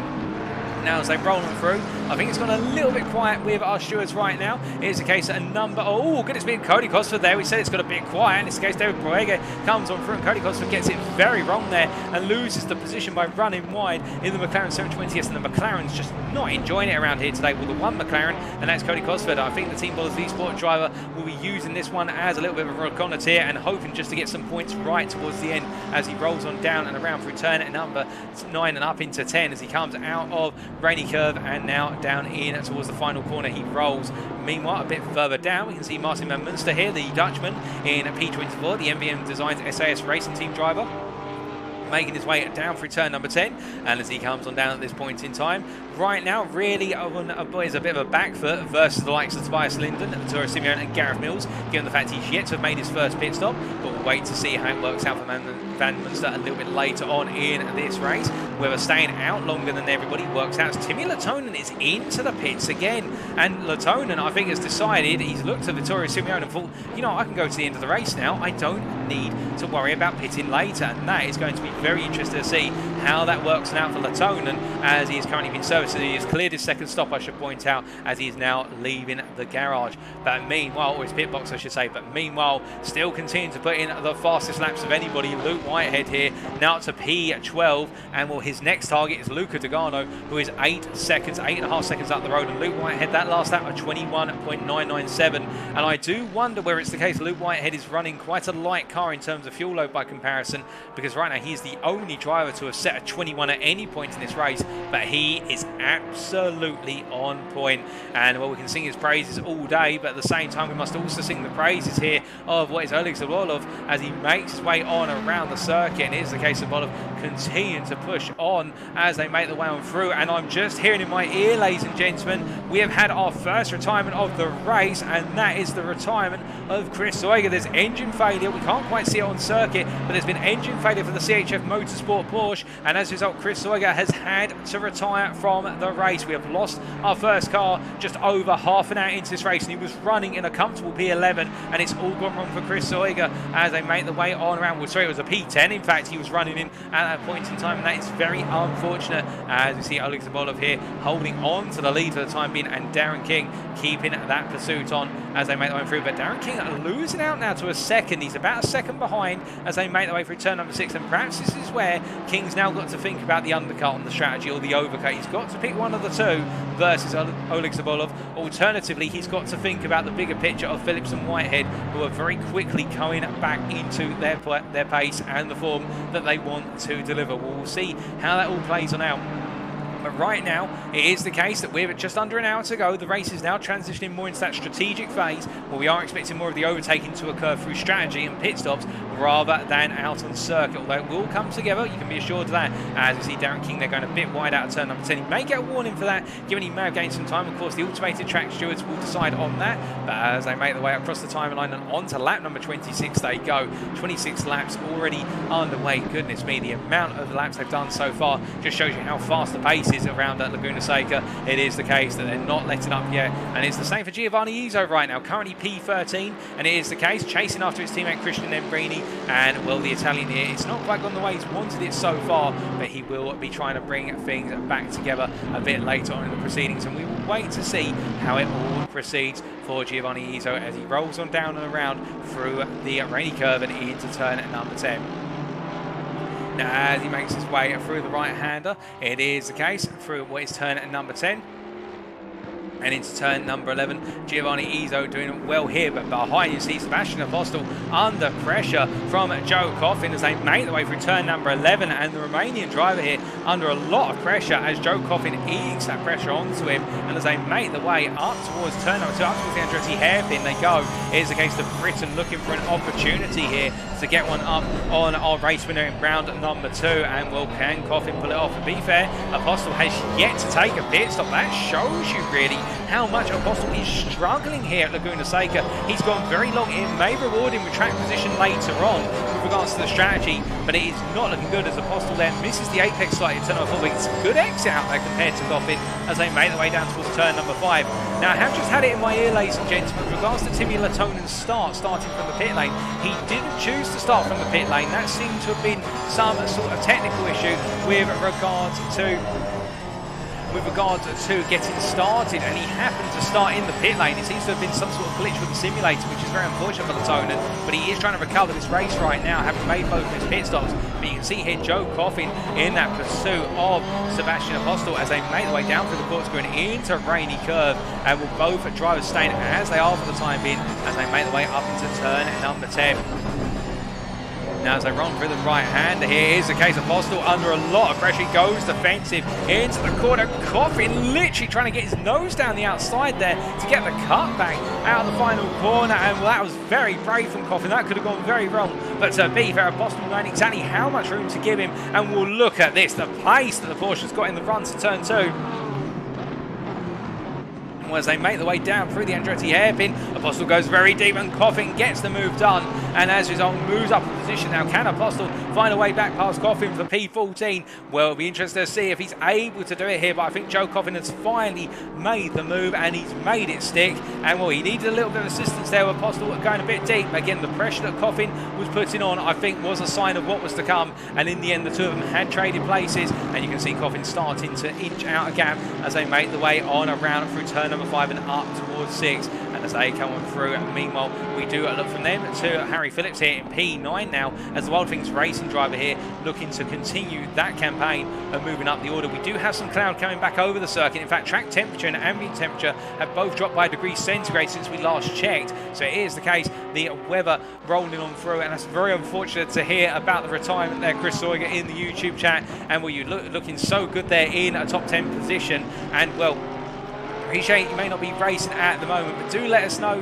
who you're cheering on as you're watching right now, and also how it felt in the Porsche 911 out there. It'd be good to hear your thoughts, albeit through the YouTube chat. We can read those out on the stream, and well, we do miss seeing you out on circuit, my good friend, as meanwhile Harry Phillips making his way right round in his own Porsche through turn number 4 and up towards 5, and as he presses on for the time being, it is the case in that relentless pursuit of what is Rafael Donato and Vedsfield. And Rafael Donato, of course, one of the two WeatherTech Racing machines right now up in that top 10. Luca Dogano being the other one, as Donato goes a little bit wide there through turn number 6. He brings the car through turn number 6, yes indeed, as he brings the car back together on exit. They're using the runoff strip, and as he makes his way for the corkscrew chicane, it is the case that Vedsfield, well, after that drive-through penalty, Vedsfield, who's still got to take both pit stops, he's yet to take one. It is the case that Vedsfield right now not in a comfortable place, as Drago Simone has come into the pits for his first pit stop. He parks on up here, and well, it is the case he's decided for West competition it is time. Meanwhile, Mattia Vaca moves up into the top 5 for the first time in this race, and the Team Bowlers eSport driver here putting in a very solid performance in the Bentley. It is the case, he hasn't been talked about too much, but to be fair, he's gained places through staying out of the circuit, staying out of trouble, and delivering as they make the way and around through turn number 3. And well, for Vaca, this could work out very nicely for the Italian, as with 50 minutes to go, he does, remember, have 2 stops to still make, but you can imagine here, if he can stay out of trouble and keep these laps coming on, he's lapping consistently in the low 23s, and that is the pace of Victor Nicolai ahead of him, interestingly, and Vedsfield behind him. This could work out fantastically for him, and he could gain massively. But meanwhile, a bit further back, we can see Sebastian Apostol here getting past Christian Nembrini in the drag race out the final corner, and as they make their way down towards the Andretti hairpin into turn number 2, it is the case that you can see how Apostol taking that position, and this time not going too deep on the brakes as they make the way on through. And as they roll them through turn number 2 and up into 3, it is the case that right now Sebastian Apostol doing everything he can. But now here's the big question, and look at this, interesting enough, Giovanni Izzo has found his way up behind Joe Coffin here, and well, can Joe Coffin be reeled back on in, or will it be the case that the Italian now have the pressure of Apostol, who only moments ago really fell behind this group? And this is going to be an interesting dynamic. You can see as well, in between them all, you do have Tobias Linden there, who is a lap down on these guys, and he's just trying to stay out the way with the blue flags waving. And a bit further back, Marcus Fox here, and it's the case the Fox Sim Racing driver, well, we haven't seen too much of him so far, as we have just seen Christian Nembrini getting it very wrong, and Vedsfield, well, not Vedsfield, Tobias Linden there in a very awkward position. He's got blue flags waving with a Mercedes that went very slow, and you can see Tobias Linden safely moving out the way in the end. And well, it's very difficult for back markers here with regards to dodging travel, trying to get out of the way and not present themselves as traffic, and Linden there passing a very difficult test as they make their way down through 10 and into 11. Castorino is just coming to the bits, I can tell you, by the way. He's just gone past my commentary box. We know from P10 he's going to drop somewhere down the order quite rapidly, and I suspect Castorino is actually going to come out somewhere in the midfield. We know that he's coming out in P12. He's coming on down right now, and this could be important for the Q-Lash Sim Racing driver, because if he comes out in amongst this pack right in it, he's lost out massively in the opening pit stops. And in his case, Amadeo Castorino comes out side by side with the one driver who he had a bit of a rivalry with at Imola, and that is Sebastian Apostol here, and he's come all the way out in P13. So this pit stop has not worked out for Castorino. He has gone longer, and it has not worked out at all, as Apostol is yet to pit, should be pointed out as well. as they make the way on through and down towards turn number 5, and Castorino has lost out versus the likes of Joe Coffin and also Luke Whitehead as they make the way through 5 and 6. So it's all chop and change on the strategy right now. It's definitely the case. We've still got plenty more pit stops to come here, and well, as they make the way on through, we can see Luke Whitehead has just found his way past Luca Togano. How did that happen? Well, as we look back here to what was the move, or building up towards the move, we ride on board here with Luke Whitehead, and as he was making his way up into the corkscrew, and he's going to be looking, I think, on the exit, coming into a rainy curve here, and Dogano unsettled on exit, and you can see Whitehead just merciless there, looking for the move on the inside, and Dogano just not having any way of shutting that door, and Whitehead up into P8, and he is absolutely on a charge right now, Luke Whitehead. He has got the bit between his teeth, and that lap, even though he made that overtake, was a 23.0. That is the pace that Whitehead is delivering.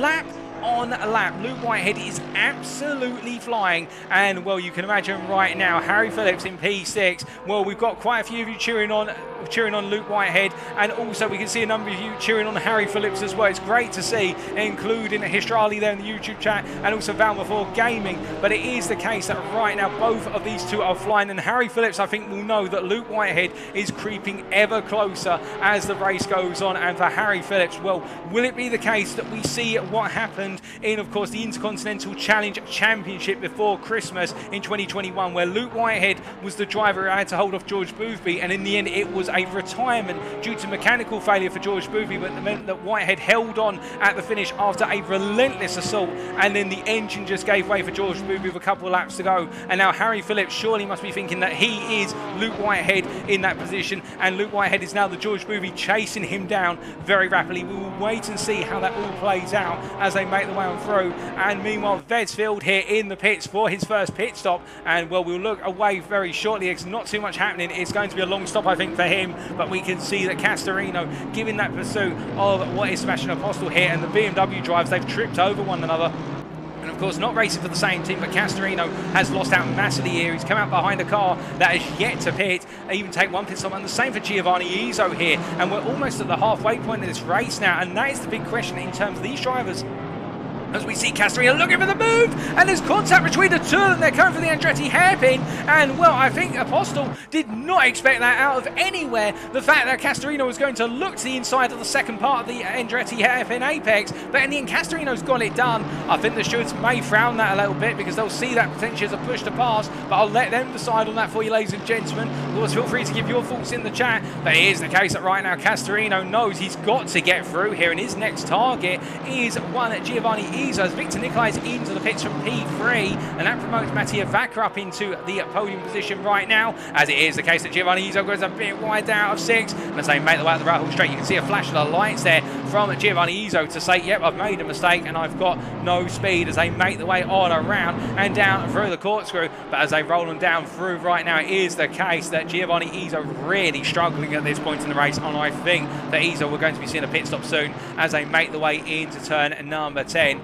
But it is the case as they make the way on through, and in fact, on retrospect, I agree with you guys saying about what was Castorino's move on Apostol as they make the way to the hairpin there. It wasn't push to pass, it was an awesome move, and we're going to see an awesome move here as Izzo goes a bit deep with Apostol going for the move on him, and as a result, we're going to be seeing Dragos Simeon here coming on through as well as they make the way down in towards the Andretti hairpin here. And it is the case that whilst this is battling for P11 and P10, Dragos Simeon goes for the double move. He goes up the inside of the pair of them into the Andretti hairpin, and the West Competition Sim Racing driver putting in an absolutely phenomenal move, and we need to take a look back at that.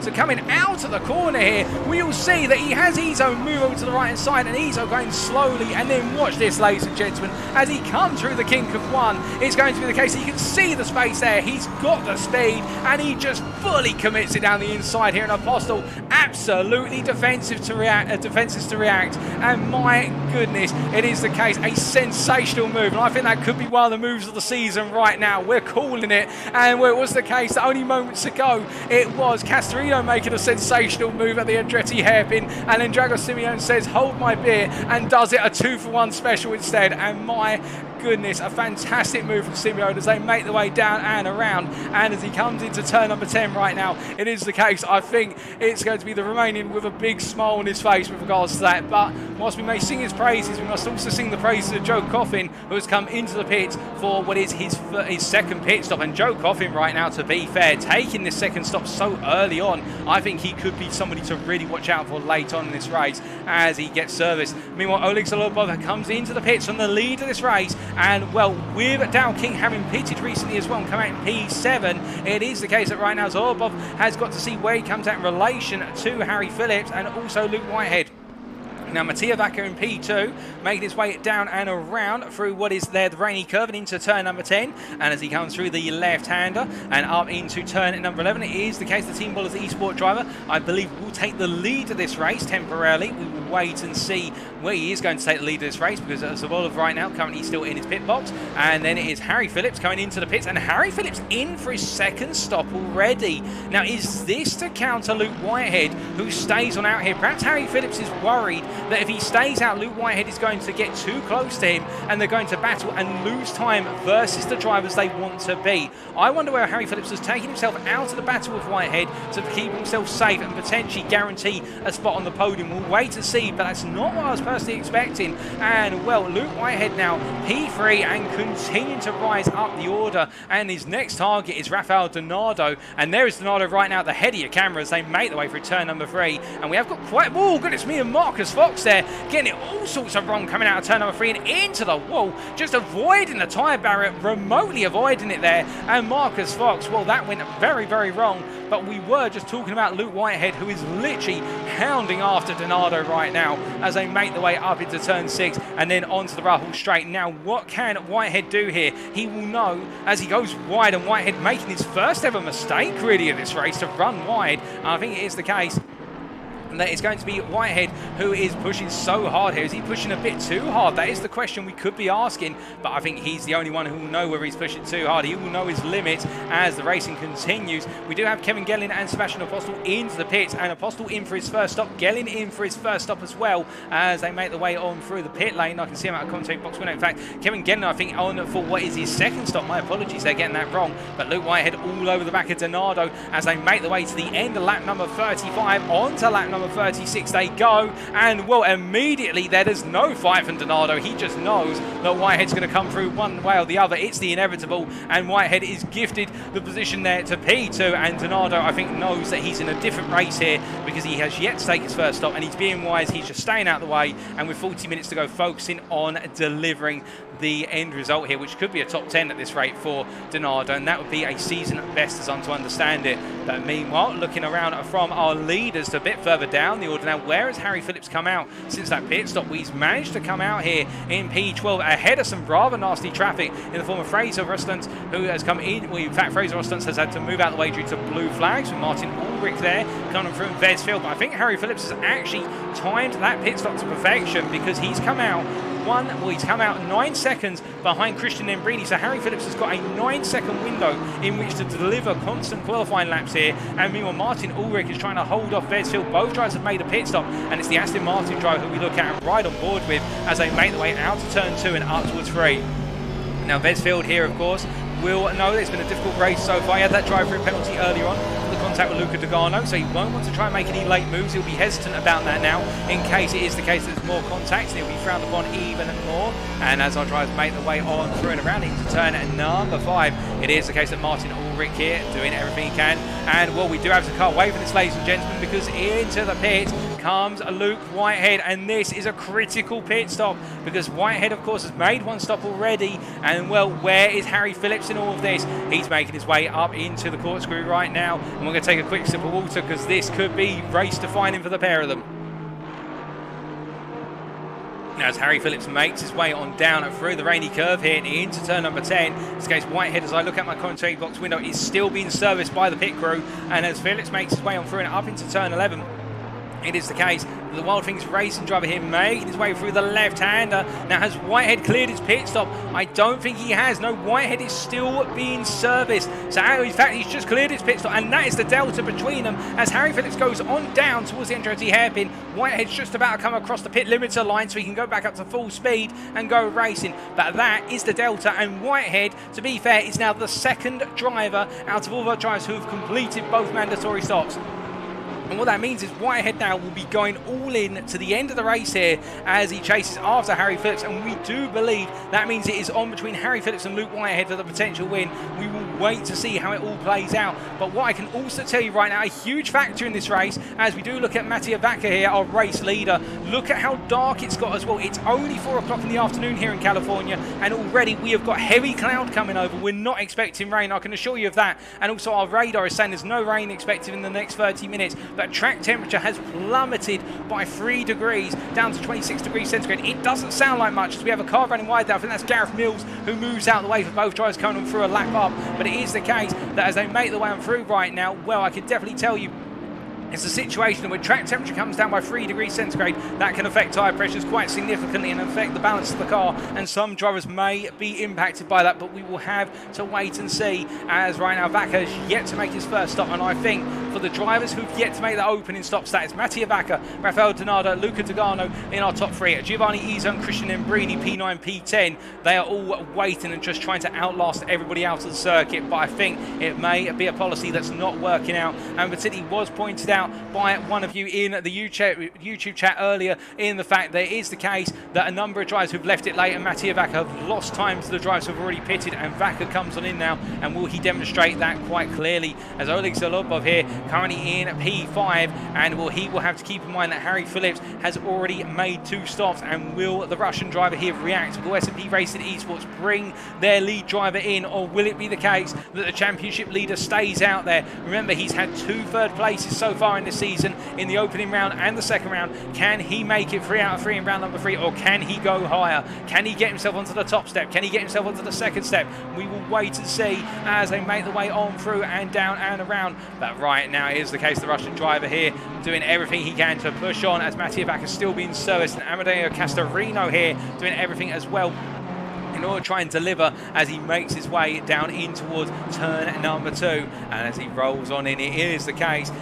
well, for the Italian driver, he'll be thinking about who is he racing with, and I think it's Vesfield and Martin Ulrich he'll be very wary of, but also the fact that he'll be racing with the likes of one Victor Nicolai and also Dragos Simeone, and of course Dragos Simeone, the driver who right now with that monstrous double overtake down into the Andretti hairpin, well, the West Competition Racing driver, we know he's got a lot of pace.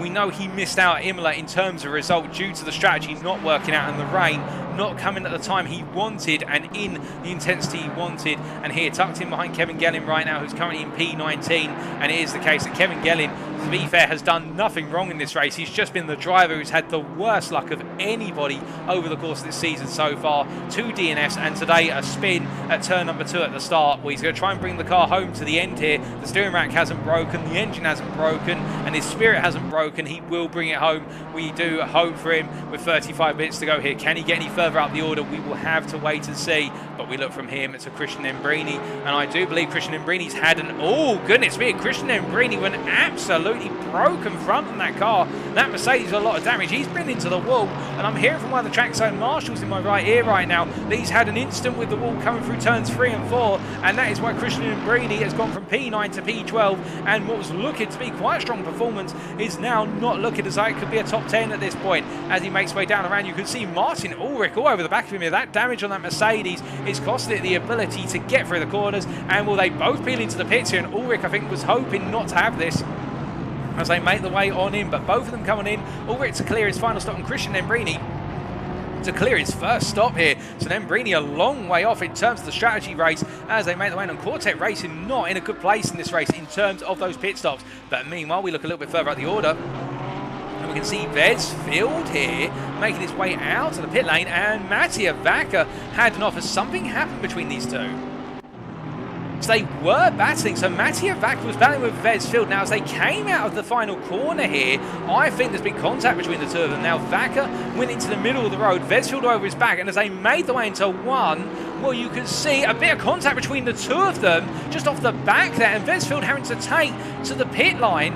Meanwhile, it's the case that Mattia Vaca sent for a spin, brings the car back together, but that explains what happened between the two drivers. A rather odd instant there. It almost looks as though there's a little bit of latency involved in that contact, because Mattia Vaca was suddenly propelled with a tap there off the off the front end of Wesfield onto his back end. But it's the case that Wesfield, well, he's gained the position here, but it'll be interesting to see how the stewards deal with that, given the fact that it looks like the two cars were actually quite safe in navigating nose to tail, and then suddenly, well, one car is sent for a spin, and both of them see their race impacted quite heavily, as meanwhile, it is the case that Darren King here, well, he's ahead of Oleg Zholobov, and, well, it is the case as they make the way on through. I think Darren King actually found the position off of Zholobov just a little while ago as they make the way up and through turn number 5 and into 6, and the Roman Grosjean Academy driver here in the BMW M4 tucked in behind Luca Dogano right now, and it's WeatherTech Racing who have kept every one of their cars out as long as they can. Now, what strategy they're planning, I'm not 100% sure, but they are trying to outlast everybody. Well, they've done it. It's the case the only cars have yet to pit are Giovanni Izzo, Rafael Donato and Luca Dogano, 3 of the 4 WeatherTech Racing 1 machines, and why I would say it was the case that if it wasn't for the moment that Lambrini had, he'd still be out there. But Darren King right now cut out behind what is the Mercedes, and Dogano's looking for the move, and as they come down into turn number 11, you can see there Dogano literally trying to defend as much as possible. Darren King gets it wrong under braking and goes a little bit wide there, and Oleg Zholobov has gained the position as they make their way onto another lap, and Rafael Donato is in. So I think this is what WeatherTech's plan is. They've got 4 drivers, and they're essentially trying to get them all to run as long as possible and simply hold track position and gain places. They don't think they've got the pace over the course of the same strategy as other drivers, so they're taking the opposite approach, which is if we can't gain on strategy, we'll simply gain by being out there longer than everybody as they make the way on through. But it is the case as they make the way through turn number 4 and up towards 5. You can see Oleg Zholobov here closing up to the back of Luca Dogano, and Dogano leading right now, but he knows he's got 2 stops to go here, and I think it is the case that for the Italian, well, it's only going to be time before he either has to peel into the pit or he's going to be overtaken as they make their way in towards turn number 6 here. But to give him credit to be out this long in that Mercedes and to be holding track position here when he's got 2 of the top drivers here in this series in terms of the championship pace right now, well, you can imagine.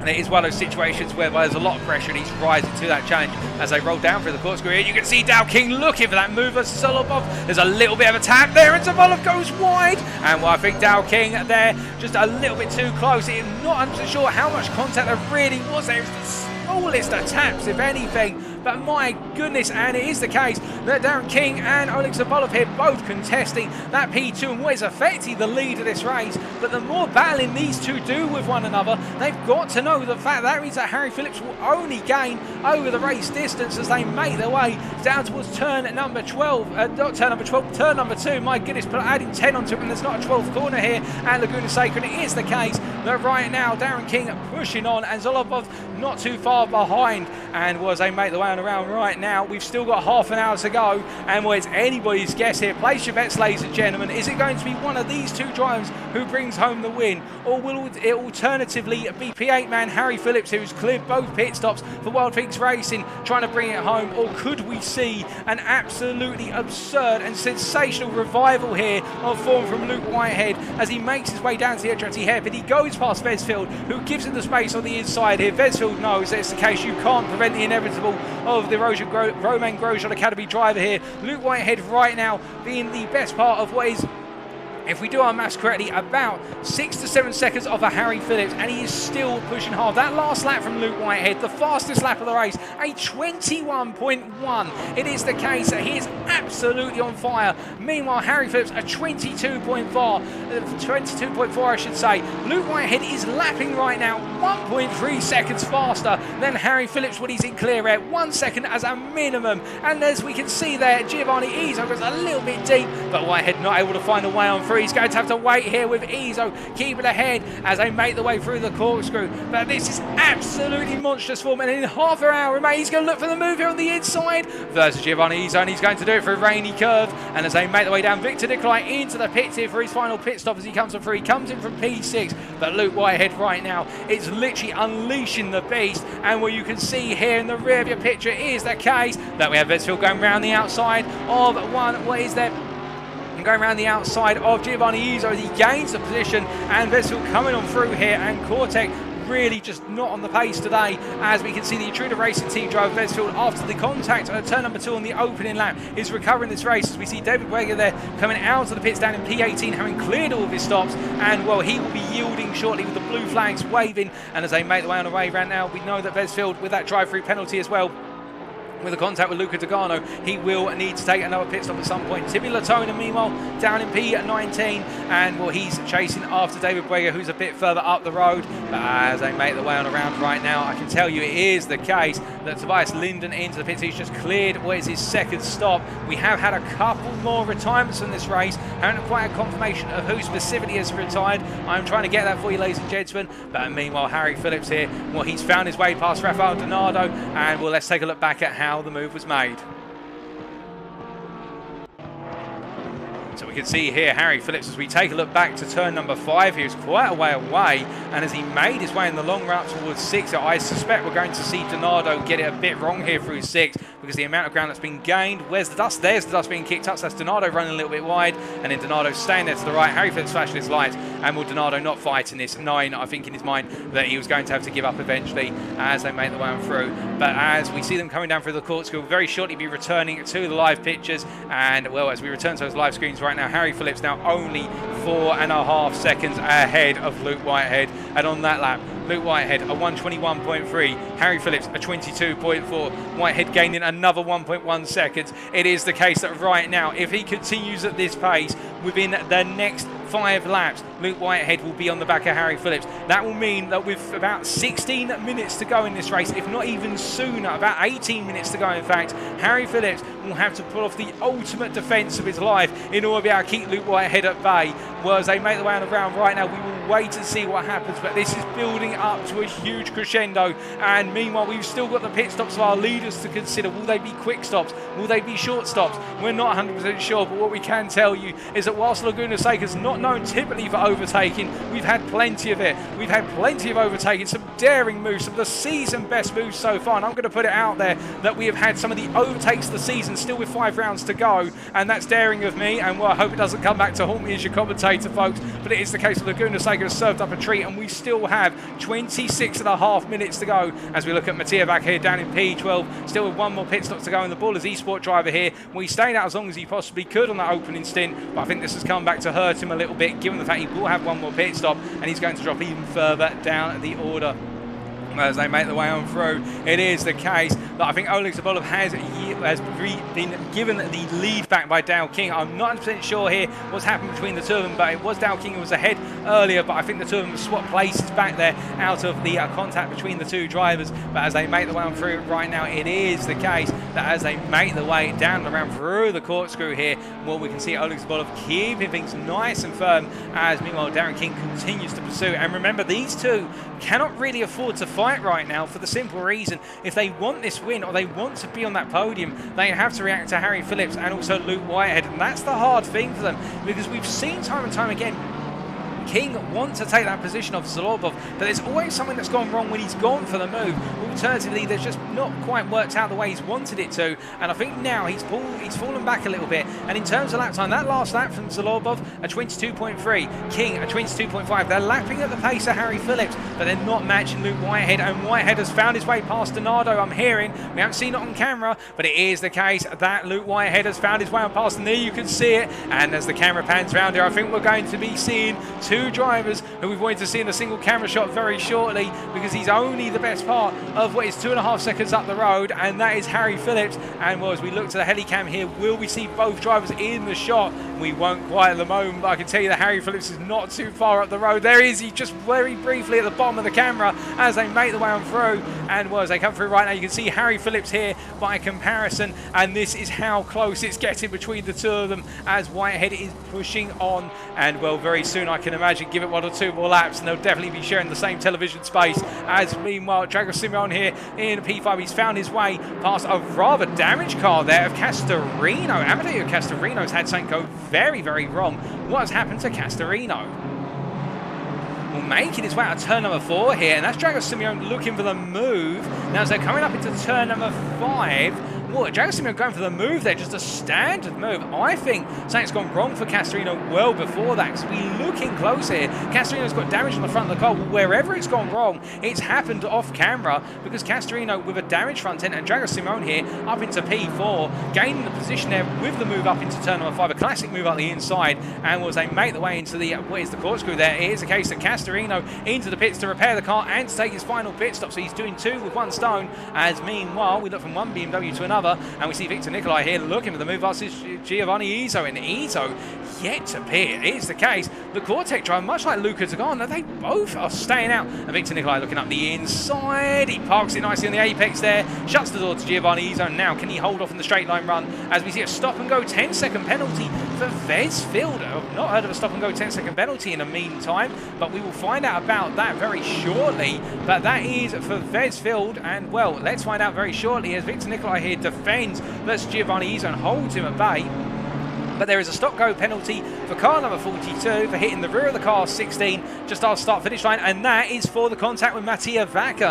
And well, it's decided the stewards really think the contact was made there. It was a little bit of an awkward contact to look at, and oh my goodness, and now a drive-through penalty for Dow King, and that for car number 38 is a drive-through penalty for a late lunge into turn 1, causing contact with car 333, and that was Luca Zagano, and I think that's how Zholobov has got back ahead of Dow King, and it's the case that King now has been penalised for the contact, and well, the Roman Grosjean Academy driver here is going to fall down the order quite considerably, and that means Zholobov will now have the pressure taken away from him. There's still more spins in the tail, and my goodness, this is getting absolutely brilliant with regards to the fact that we have seen things chop and change left, right and centre. Of course, the drivers who are affected by penalties, it's not what they want, but right now King, well, that's going to put his race well down the order, given the fact he'll have to make 2 more visits to the pit lane, not 1. But meanwhile, I know you've all been waiting for it to build up, and it is the Harry Phillips versus Luke Whitehead scenario now, as they make their way through turn number 3 here, and there's Harry Phillips and there's Luke Whitehead just behind,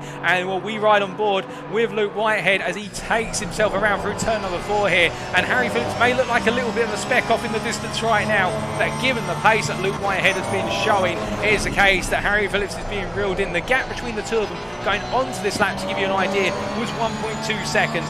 Watchers here, Luke Whitehead, we suspect is going to close up over this lap in dramatic fashion, and he has been hunting this race, Luke Whitehead. He has been hounding it down with regards to that incident on the opening corners. It has not led to him giving up, as we see Harry Phillips going a little bit deep into the corkscrew, and Whitehead literally sailing over the corkscrew there. Into the air he went, and through Rainey he comes, and as they make their way down through 9, he's closed up already as they come into turn number 10, and as they roll through the right-hander here, Harry Phillips will now know if he wants to win this race, he's got to go defensive. Luke Whitehead takes a little peek to the inside there, trying to say to Phillips, I'm going to come and get you, or am I, as they make their way through 11, and now on to another lap very shortly. But meanwhile, Phillips, he will know where Whitehead is going to be stronger. He will have seen it over the course of the lap as they make their way down towards turn number 2, in towards the Andretti hairpin, and Phillips flows on his indicator there. He decides not to battle for it, and I think he's aware of the fact that Whitehead's just going to simply come through, and they can't afford to fight right now because they're battling with Zholobov for the win of the race. Well,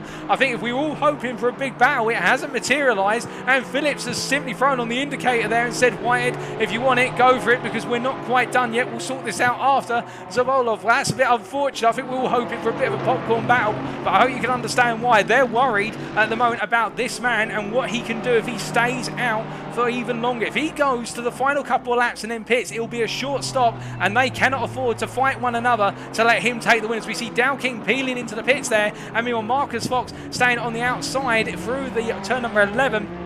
And Oleg Zholobov here, I think now will be thinking about, okay, he hasn't got King putting any pressure on him, but he's still got a long way to go as they make their way on through. And well, for the Russian driver at this point, it's not all said and done, and he would love to have his maiden win in this series as they make their way down through the Andretti hairpin. But meanwhile, as they make their way on through, it is the case that Luke Whitehead, you can see the gap he's already pulled on Harry Phillips just on the remainder of the lap after the move into turn 2. And as they make the way across the timeline this time around, well, it's the case. Whitehead a 21.4, Harry Phillips a 22.7, and well, that is the difference. It is about 1.1 to 1.2 seconds between the two of them, and that is where Whitehead is absolutely flying as he looks there to the inside of Luca Dogano. Remember, he has to pass Luca Dogano on track. Dogano has yet to pit, and he looks up the inside. The camera's a bit obscured there, but he can't quite find the move. And now Luca Dogano, well, he's going to make that Mercedes nice and wide as they come through turn number 4, and as they roll through the right-hander, well, Dogano's going to have the acceleration. He goes defensive. In fact, he lifts off there. He decides that's enough, and he yields the position there. And Luca Dogano, in the end, not deciding to fight here, and instead trying to bring the car on home with 2 pit stops still to go. But Luca Dogano, I mean, goodness me, him and Giovanni Izzo right now, but Dogano in particular, they've both gone for so long in this race without pitting. You can imagine they're trying to take it all the way to the final few laps. I mean, we saw at Imola a number of drivers taking the car 75 minutes before making that first pit stop. Tinker van der Velde in particular, as we see Harry Phillips coming through around the outside there of Luca Dogano on the exit of the Corkscrew, and Dogano again not battling this too hard, but right now I think it's the case for Dogano. He's just thinking of trying to get this car into the pits right at the end of the race and get those stops and see where he finishes. As into the pits, Luca Dogano comes literally right on course. It's almost as if he's listening to the commentary, and as he makes his way on in right now, well, he's going to drop down the order quite a bit. We'll have to see where he comes out specifically, as meanwhile Luke Whitehead here coming on through. Dow King, of course, in that pit lane, and well, he's now being serviced. He's served his penalty, and now he is harrying that pit stop. And well, for the BMW M4 driver, as he has his final stop of the day, it is the case the Roman Grosjean Academy driver now will be looking to go racing from P6 and trying to get into that top 5. I think he's guaranteed to get into the top 5, although I say that Victor Nicolai comes on through here and takes P6 off of him. And remember, we do still have the pit stops of Rafael Donardo, Dragos Simeon and Oleg Zholobov to go through, so it is the case that our top 5 is not all said and done here, and Victor Nicolai could be looking at a P4 at this rate potentially, depending on how it goes, as he has taken both pit stops here. And well, if he can navigate his way past Sebastian Apostol all the way down P18, we will wait and see, as Giovanni Izzo also into the pits for WeatherTech Racing 1, and it is the case those pit stops coming as Oleg Zholobov comes into the pits. It's his final pit stop, and now this is the big ticker with regards to, does he get this spot on? Does he regain the lead? Whereas Luke Whitehead, I hear you ask, well, Whitehead is already making his way down through reining into turn 10. This is how quickly Luke Whitehead is going. And as he makes his way into the final corner here, surely, well, Oleg Zholobov has already cleared his pit stop, and as he makes it out of the pit lane, it's a long run to the limiter line, and I think Whitehead has got this. Whitehead is going to take the lead, the effective lead of the race. And what about Harry Phillips? Well, there's Harry Phillips coming through. Oleg Zholobov has yet to cross the pit limiter line. He only has now, so it is the case that Luke Whitehead takes the lead in this race when Dragos Simeon pits. We know that's going to happen now, with Dragos Simeon only 4.4 seconds up the road, and well, Harry Phillips takes P2, and I think we can see what Harry Phillips was going for there. I think he always knew that he could have fought with Luke Whitehead, but it would have cost him the opportunity to beat Oleg Zholobov. You can see in the rear of the picture there, and the Ferrari driver will now give it everything, because he'll be thinking to himself, oh goodness, I'm going to be finishing third again. It will be third for the third time of asking. And meanwhile, it's going to be Harry Phillips, who right now has decided to go all in on just simply getting more points than his main championship rival. Remember, Phillips is 6 points off of Oleg Zholobov in the championship right now for that championship lead, and this result tonight, whilst it won't put him into lead, it will help him close the gap, and that is what he's prided himself on right now. We've still got 16 minutes to go, but the driver who has made the recovery, and we believe unless he makes any sort of mistake or we've got it completely wrong, it is going to be Luke Whitehead, who has come from starting on pole, and then he had a spin on the opening corners due to contact with what was Daniel Sharapinin. It is the case that Luke Whitehead has now recovered all the way into the lead of this race with absolutely bombastic form as he makes his way across the timeline. We've got yellow flags at the start finish here, and I think it's the case we might be seeing a little bit of a glitch with regards to those yellow flags, but right now, in fact, I think we've got a car parked on circuit somewhere. That is Fraser Rostance here, who's had something go very, very wrong, but as he makes his way back up to speed now, it is the case that the Briton, well, he's got himself up to speed, and we've got Gareth Mills for a stop-and-go 30-second penalty for what I think is speed in the pit lane down in P24. I think it's the case for Gareth Mills. It's going to be one to write off, as Martin van Munster, meanwhile, making his way out of the pits here, having made his second stop in P23, and as he rolls on through at this point in time, we have Rafael Donardo also in the pits. And all of our drivers right now really coming to the end of their pit stops with not too long to go. And, well, where is everybody playing now? And indeed, Valma 4 Gaming, they're hitting the nail on the head with regards to Harry Phillips, saying that Harry picked his fight and the championship points weighed more than beating Luke. And indeed, he picked it very smartly there, I think, and I think that will help him very much in the long haul here. And Harry Phillips, well, we know that Phillips, he does respect the fact that drivers can be a lot faster than him. And I do remember back to the days of interviewing him on the podium of the European GT3 Championship Season 2, where he said in the end he'd win races or get results through strategy and knowing who to fight, not necessarily being the fastest guy. And he's articulating that. And indeed, that echoed there by Denise Pope Sim Racing in the YouTube chat, saying smart thinking from Phillips to stay out of traffic and the fighting. And indeed, that's why I honestly think you are looking at one of your championship contenders right now. He won't be the contender on pace. He's got good pace, but he'll be the contender. He is the strategist, or the team behind him working with him. They are the strategist team,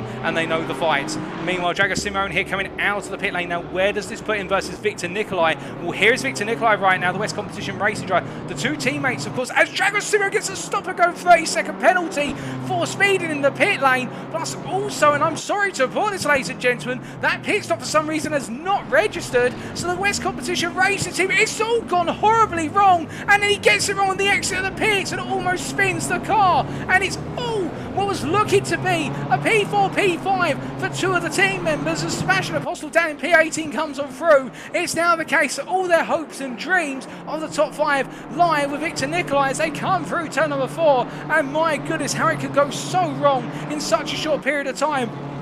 And indeed, Drago Simeone now, I think there may be a glitch with regards to the fact that he has got that stop and go 30-second penalty and the pit stop that hasn't qualified. We saw him in the pit box parked up, and we have seen that previously. It can glitch every so often, but it has not gone the way he wanted it. Meanwhile, and my goodness, I'm losing my voice here with the amount of trouble that's happened towards the end, I'll tell you that much. It is the case, coming up through the order, and rather rapidly in fact, is Joe Coffin right now, the long-lived DFGT driver, the Briton, hunting down Amadeo Castorino here with not long to go, with only 12.5 minutes remaining by the time they get to turn number 6. It is the case that right now the number 67 drivers, he joined one of his best performances so far, and we started quite far down the order, but he's been enjoying the hunt. He's chasing after Castorino and he hasn't really put a foot wrong so far. And well, Amadeo Castorino, having recently pitted, as they roll them through down the Corkscrew, you can see it there just ahead of them. Vesfield, who's yet to make his second stop, and Luca Dogano as well, and Mattia Vacca. Joe Coffin is going to be looking at a top 10 finish for definite, as Jairo Simeone's into the pits for that stop and go 30-second penalty,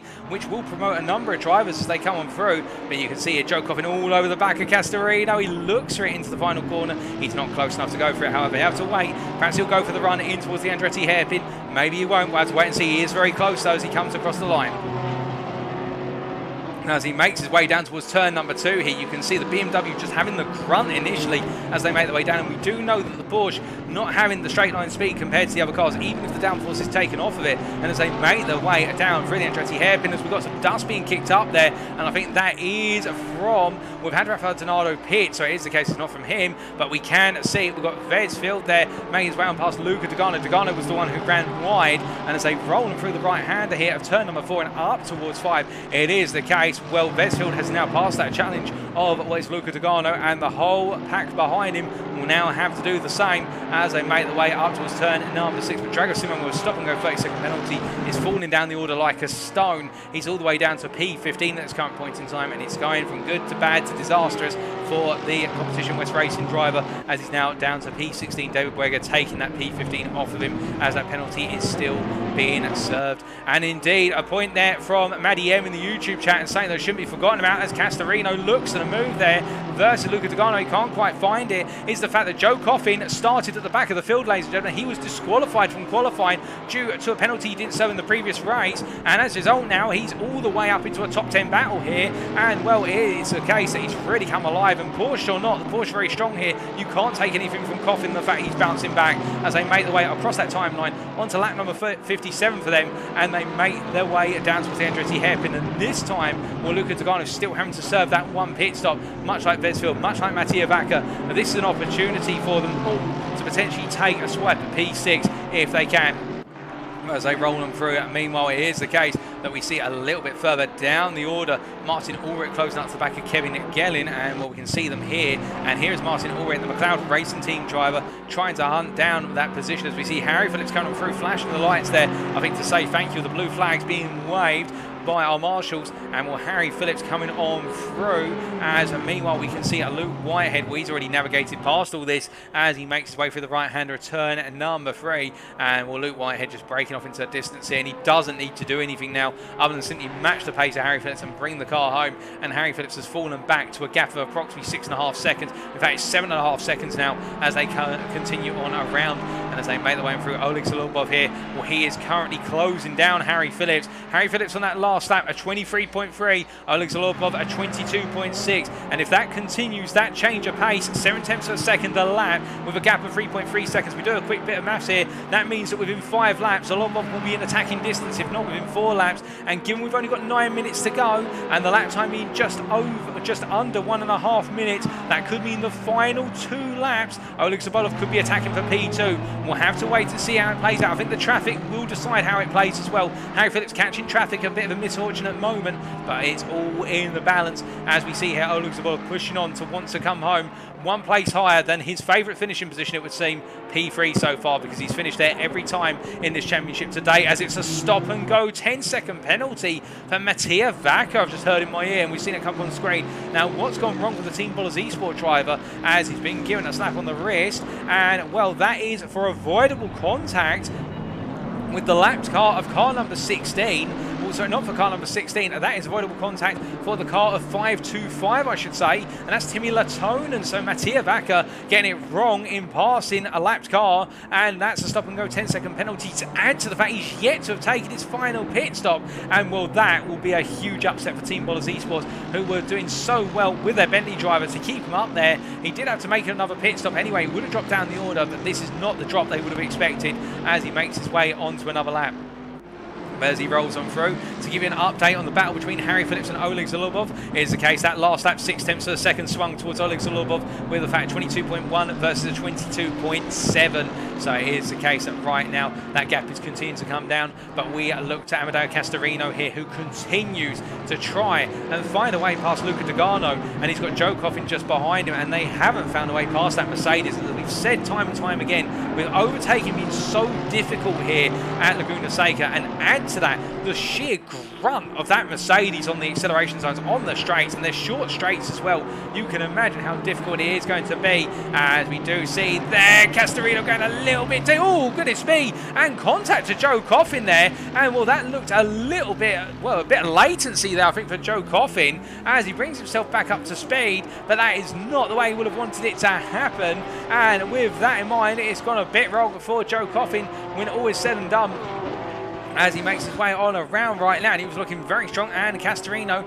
has been given a huge bit of breathing room, as meanwhile Gareth Mills, well, down in P24, a bit further up the road from these guys, he's just soldiering on right now, and well, Drago Simeone is stuck in the pits. I think that stop and go 30-second penalty, and with the fact that it's taken them completely out of the race, they may be retiring the car, and Gareth Mills here will gain 1 more place before everything is said and done at this rate, with 6.5 minutes to go. But really, the main battle outstanding right now, and it's the big one on everybody's lips, is Zholobov versus Harry Phillips. As we see here, the Ferrari driver, well, he's charged on through, but he's caught a bit of traffic, and the McLeod Racing Team driver of Martin Ulrich here, P14, as they make their way out towards the Corkscrew. Now, as they roll them through this time, of course, for Zholobov, what he's got to think about here is how does he navigate this traffic without losing time, because he's running out of time here. That gap is not coming down the way he would have wanted. And as they make their way through turn number 10, you can see how he's caught the traffic very unfortunately. And as he makes his way up into turn number 11, he's going to force the issue on Martin Ulrich early, who, to be fair, is chasing Kevin Gellin in front. So Ulrich's going to have to yield. There's Kevin Gellin ahead. Now, Oleg Zholobov will not catch Gellin until most likely around turn 4, 5, up into 6 here, given the run and the fact the Ferrari runs very nicely on the straights. But that gap between Zholobov and Phillips has opened up to 2.8 seconds. It was 2.6 going on to that previous lap. It's opened up due to the traffic. And I think Harry Phillips may have been given a lifeline here. He may have been given some safety, as well as the laps he's putting in. And to be fair, it's the case the S&P Racing Esports driver here Zholobov will need to find some magic here because he's running out of time. There's not many more laps left. He's only got 5 minutes to go. That equates to 4 more laps, including this one, as they make the way on through. And we will wait and see how it plays out between the drivers as they make the way through turn number 5 and up towards 6. Now, meanwhile, Mattia Vaca is into the pits at long last, but that's to serve the stop-and-go 10-second penalty, I believe, as Vesfield comes on through here. He's still yet to take his final pit stop of the race, much like Luca Dogano. And that means that really Amadeo Castorino here, if he can keep it cool, if he can keep his cool, I should say, and avoid any penalties, now he will be coming home P6 at this rate, and I think that's going to be a huge result for the Q-Lash sim racing driver, who really just pitted to keep out of trouble. And that's been the story of all the successful strategists today. It's been about pitting to stay out of trouble and just simply bring the car home. And well, you can't take anything from Castorino right now as he makes his way through turn number 4 here, and he's got no pressure. It's Rafael Donato behind, is 3 seconds behind, and I think it may be the case that he's worried that Dogano's trying to back him up into Donato. Of course, the Donato and Dogano, both WeatherTech Racing at 1 teammates, as they make the way on through. And try saying that quickly. Goodness me, two very tricky days to say back-to-back in quick succession, but we made it on through. And it is the case that Castorino right now making his way up through the Russell Straight, and well, he's going to be hoping that very soon that Dogano is going to peel into the pits, because Donato right now 3 seconds and gradually inching closer, but not at the rate of knots that would put him under pressure on that final lap right now. But we will wait and see. Meanwhile, in that battle for what is P13, we can see Kevin Gelling here is being inched closer by Martin Ulrich behind, and Ulrich gaining a little bit of those runs wide there at turn number 5. That's going to cost him some significant time in the run to 6. As we see, it's the case that Zholobov has finally navigated his way past Kevin Gelling, and Martin Ulrich runs wide, coming out of turn number 6 and onto the whole straight. And I think for the McLeod Racing team driver, that is all said and done now. Unless Gelling makes a return mistake of some description, it is the case that those two will now be finishing where they currently are, based on pace, because I cannot foresee that Kevin Gelling will be reeled on in with the amount of time remaining. Meanwhile, Mattia Vaca in the pits. He's come on in for that pit stop, and well, he's going to drop a long way down the order, given the fact he's had to serve a stop-and-go 10-second penalty. And, well, Kevin Gelling comes on through here to take the place off of Vaca, and does Ulrich as they make the way on through. And Vaca is also being serviced. He's had to put some fuel in the car, and he's just come down off of the pit jacks as they make the way on in. And it is the case that right now Vaca will drop all the way down to P14 as a minimum, as this race is coming to its conclusion. Only 3 minutes to go, and we look from the midfield to the front of the field, and it's Luke Whitehead right now, who with a 12.5-second advantage, and he just seemingly can't keep this car out of the 21s. He's just keeping it in the 21s time and time again. He is absolutely delivering, Luke Whitehead, with that advantage. And Harry Phillips, well, I think he is now starting to recognise that Oleg Zholobov is closing up again. The gap between the two of them, 2.2 seconds going onto this lap, and with the time remaining, unless the Ferrari driver behind can strip 1.3 seconds or so out of this lap and then close it all the way up on the final lap, I do not foresee that Zholobov is going to be the right. In fact, about 1 second he'd need to strip, because we will have 2 more laps after this one, given the time remaining and where Whitehead is out on circuit right now, because he's almost coming up towards that timeline. I can tell you, Luke Whitehead, he's just about to cross it. But what that does mean is that Harry Phillips right now just needs to hold on for 2 more laps to bring home a P2 and be right up there on the podium. Meanwhile, looking a bit further down, and indeed, as I can see in the YouTube chat there, Histrali saying great drive by Joe Coffin, even with spin. Indeed, a fantastic drive from Joe Coffin. Nothing can be taken from it. The best I think he would have achieved today, when Vesfield, we presume, has to pit, 'cause he's yet to pit, the best we think he would have achieved could have been a potential P6, but even when Vesfield pits, we would presume Coffin will move up to P8, and still that is a great achievement. He has gained 20 places since the start of this race. Remember, he started on the back row, as we've just had some sort of disconnect there, I think, from a driver, a little bit of a latency again. Well, we might see another disconnect before all is over yet, but we hope not. We hope that doesn't happen. I can tell you that very much now, but we will wait and see. I think it's Joe Coffin here with some latency issues, and well, hopefully those don't come back to haunt him right in. It's almost like an engine failure right at the end, but commentator's curse, let's not apply it to him, as we look to Victor Nicolai here, the West Competition Racing driver, who really, out of his teammates, has had a solid race and hasn't put a foot wrong here, and has been the one. He's been the best of the rest outside of the top 3, and he's not made a single mistake as he makes his way on through. And as he comes running up towards turn number 5 right now, we'll have to wait and see how it all concludes, as Vesfield in the pits, and well, he's being serviced right now. Joe Coffin coming on through to take the position. Will Marcus Fox do the same? I think he Marcus Fox will take that P9, and there's the leader. He goes onto the final lap, Luke Whitehead, and now with only one lap to go here, it's the 65th and final lap. Whitehead's got it all in the bag, but meanwhile, Harry Phillips versus Oleg Zholobov. Harry Phillips comes across the line. That last lap from Harry Phillips was a 22.7. Oleg Zholobov a 22.5. The Russian in the Ferrari, I think, has hit the cliff, and I think the tyres have had enough, and it will mean that Oleg Zholobov has not got any more in the tank unless Harry Phillips makes a mistake. Now, heaven forbid, it's going to be P2 to him as they make the line through. He's got quite a bit of traffic ahead of him right now, and this is not what you want on the final lap when you've got a driver behind you who is throwing everything. He's got a 4-car traffic jam as he makes one up, and they're trying to navigate around one another themselves. As you see Martin Van Munster there defending versus Gareth Mills as he let other cars on through, and as they make their way up towards turn number 6, it's going to be very close between them, but as they roll them through, Munster goes deep. Harry Phillips has to go through the pair of them here, flashing his lights, and I think he's made it on through. But meanwhile, we look from him to our race leader. He started on pole, he qualified by 0.5 of a second, he fell all the way down the order at the start of the race, and an instant Andretti hairpin, but here he is, he's at the top, and as he crosses the line, your winner, ladies and gentlemen, round number 3, Luke Whitehead for the United Kingdom, wins in the end by a margin of 15 seconds or so from Harry Phillips, who, as he makes his way for the final corner, has soldiered on. The strategy has benefited him. Harry Phillips takes P2 for the United Kingdom Wild Things Racing, and then it will be Oleg Zholobov here, P3, completing the podium in the place he finishes most, the Russian, for S&P Racing Esports. 3 third places out of 3, and well, he'll be thinking what could it have been today, as Victor Nikolai meanwhile will bring home, I believe, P4 as he comes around the final corner here. The West Competition Racing driver, a great drive from the Romanian. He comes on through to be the best of the rest in P4 and keeping it all together. That's what he's been all about today. It will then be Darren King who comes home P5, and I think he'll be absolutely furious at a penalty in the end being the difference between him being on the podium and him finishing just in the top 5 here, P5. But still, on his debut in the series, a good result to begin with and plenty to take forward as he crosses the line, and it'll be Amadeo Castorino here, who with a fantastic P6 finish, it has to be said. The strategy worked in his advantage as he comes across the line. It will be a great result for the Q-Lash Sim Racing driver from Italy. Rafael Donato, meanwhile, will come home P7 in a superb drive for the Cortec Racing One drive, the only one to really make that long 2-stop work. And then Joe Coffin comes home P8, or does he? He does in the end, but that little spin there may have cost him a bit of time. Well, he's made it home P8, and well, that is it, ladies and gentlemen. And well, my goodness, Marcus Fox P9 and Vesfield P10 completing your top 10. And don't go anywhere, because we'll be bringing you your post-race interviews with your podium finishers within the next 3 to 5 minutes. Green light.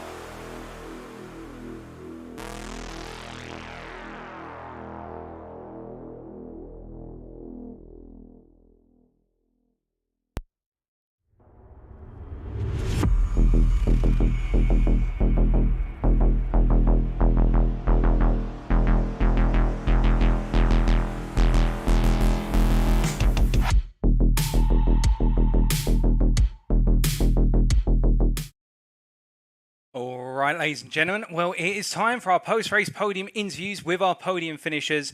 And, well, just before we get to that, my goodness, an absolutely fantastic race from start to finish. Laguna Seca, of course, one of those circuits whereby overtaking normally comes at a premium unless a driver has a huge advantage in pace going onto a lap or into a particular corner.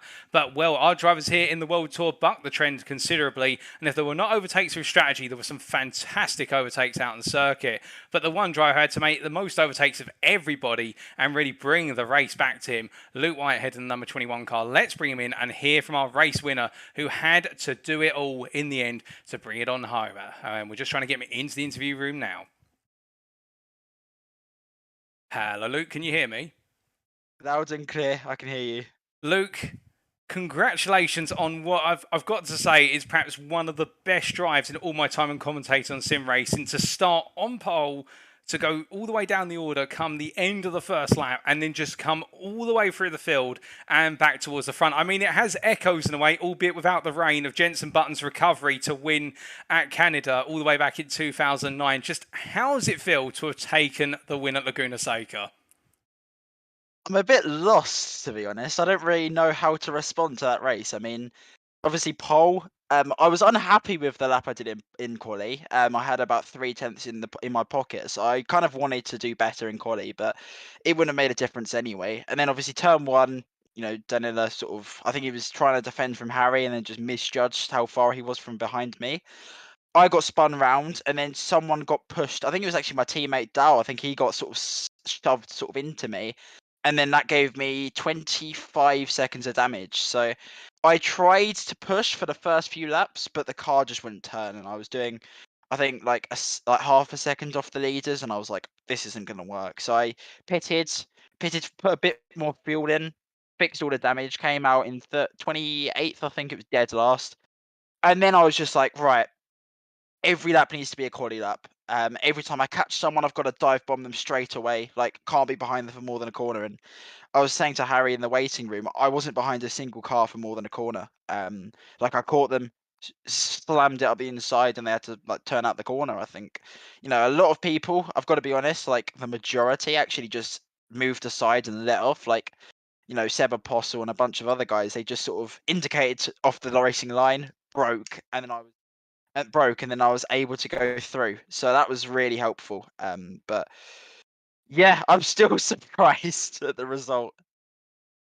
Oh, indeed. Well, I can understand that mixed feeling at the moment, given the fact, well, as you say, I mean, we appreciate you're a bit of a perfectionist with regards to driving the Porsche and what Laguna Seca, the Porsche's home territory, if you will, really, in terms of the balance of performance, but even qualifying by over half a second ahead of the rest of the field. And then for the opening couple of corners to see it all go completely wrong and then having to recover it all. I mean, as you say that, you were just absolutely flying through it. It's an echo of, well, drivers in the past, such as Ayrton Senna, for example, the case that you're either coming through or there's going to be contact with the driver you're coming through with, but absolutely relentless. And I do have to ask, on the strategy front, obviously, I'm going to assume all the strategy sort of got thrown in the bin. Whatever you had planned had to be scrapped. What was the idea in the end behind the strategy? Was obviously you took your first pit stop, cleared that out of the way, but what about the second stop? Because we saw Harry Phillips come in, and as you were getting closer to him for that second stop, and it was almost as if in a way you sort of reacted to Harry Phillips. Was that the plan, to sort of come out with him on that second stop?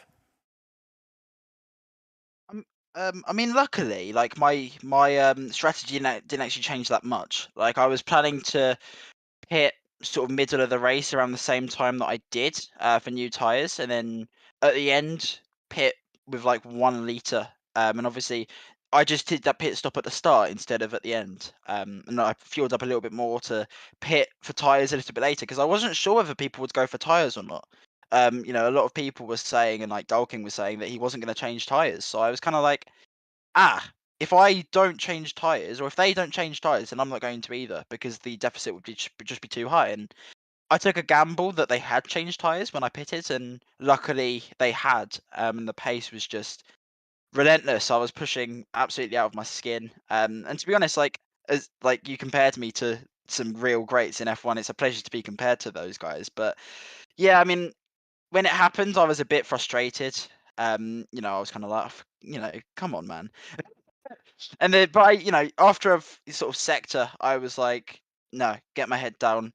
it's not over yet. Like, I knew I'd have quite a lot of pace. I didn't expect to have that much pace compared to the others, but I knew I'd have at least half a second over everyone else. And yeah, I was just like, if I push every single lap, get it absolutely perfect, don't lose any time behind back markers, I could still do it. And yeah, caught them a lot earlier than expected. And yeah, perfect race, I think. After lap one anyway.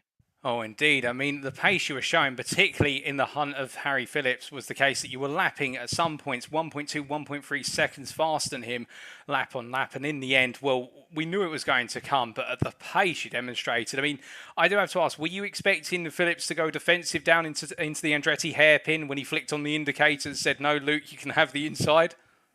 I honestly don't know what I expected. I mean, catching up with the leader, you always expect a little bit of resistance. But I suppose the gap between Oleg and Harry was relatively close. And I think Oleg was actually a little bit quicker, or pretty similar to Harry at the end. So I think I think Harry was more worried about losing second, and finishing third.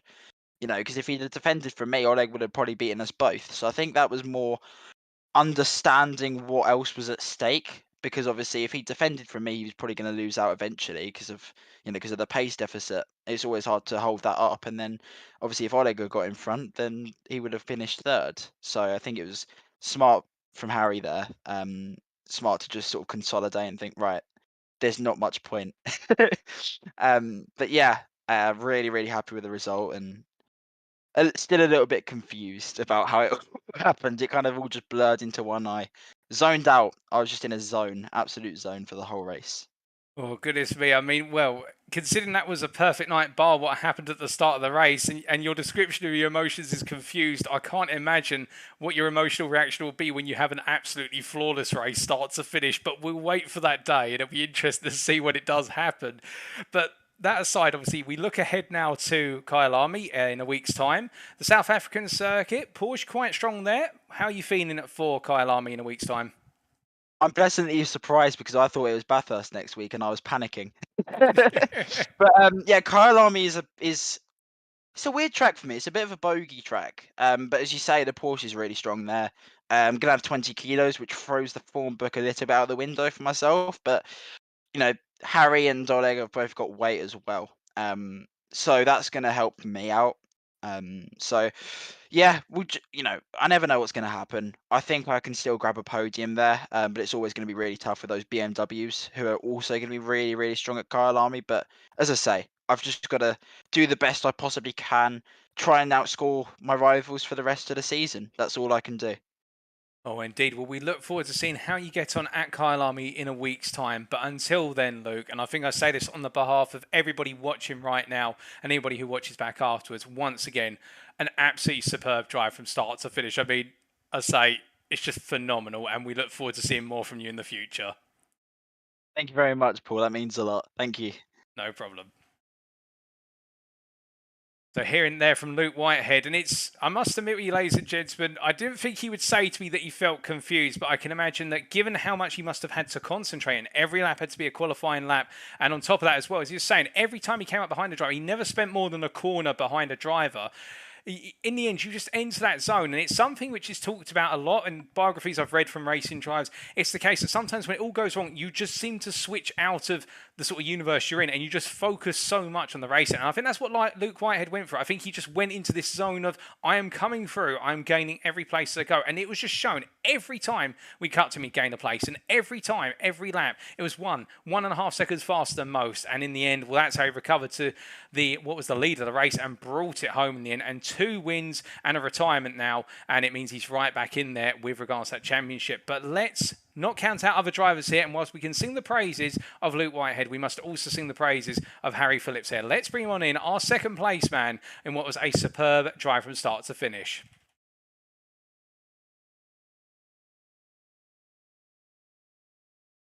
Good evening, Harry. Can you hear me?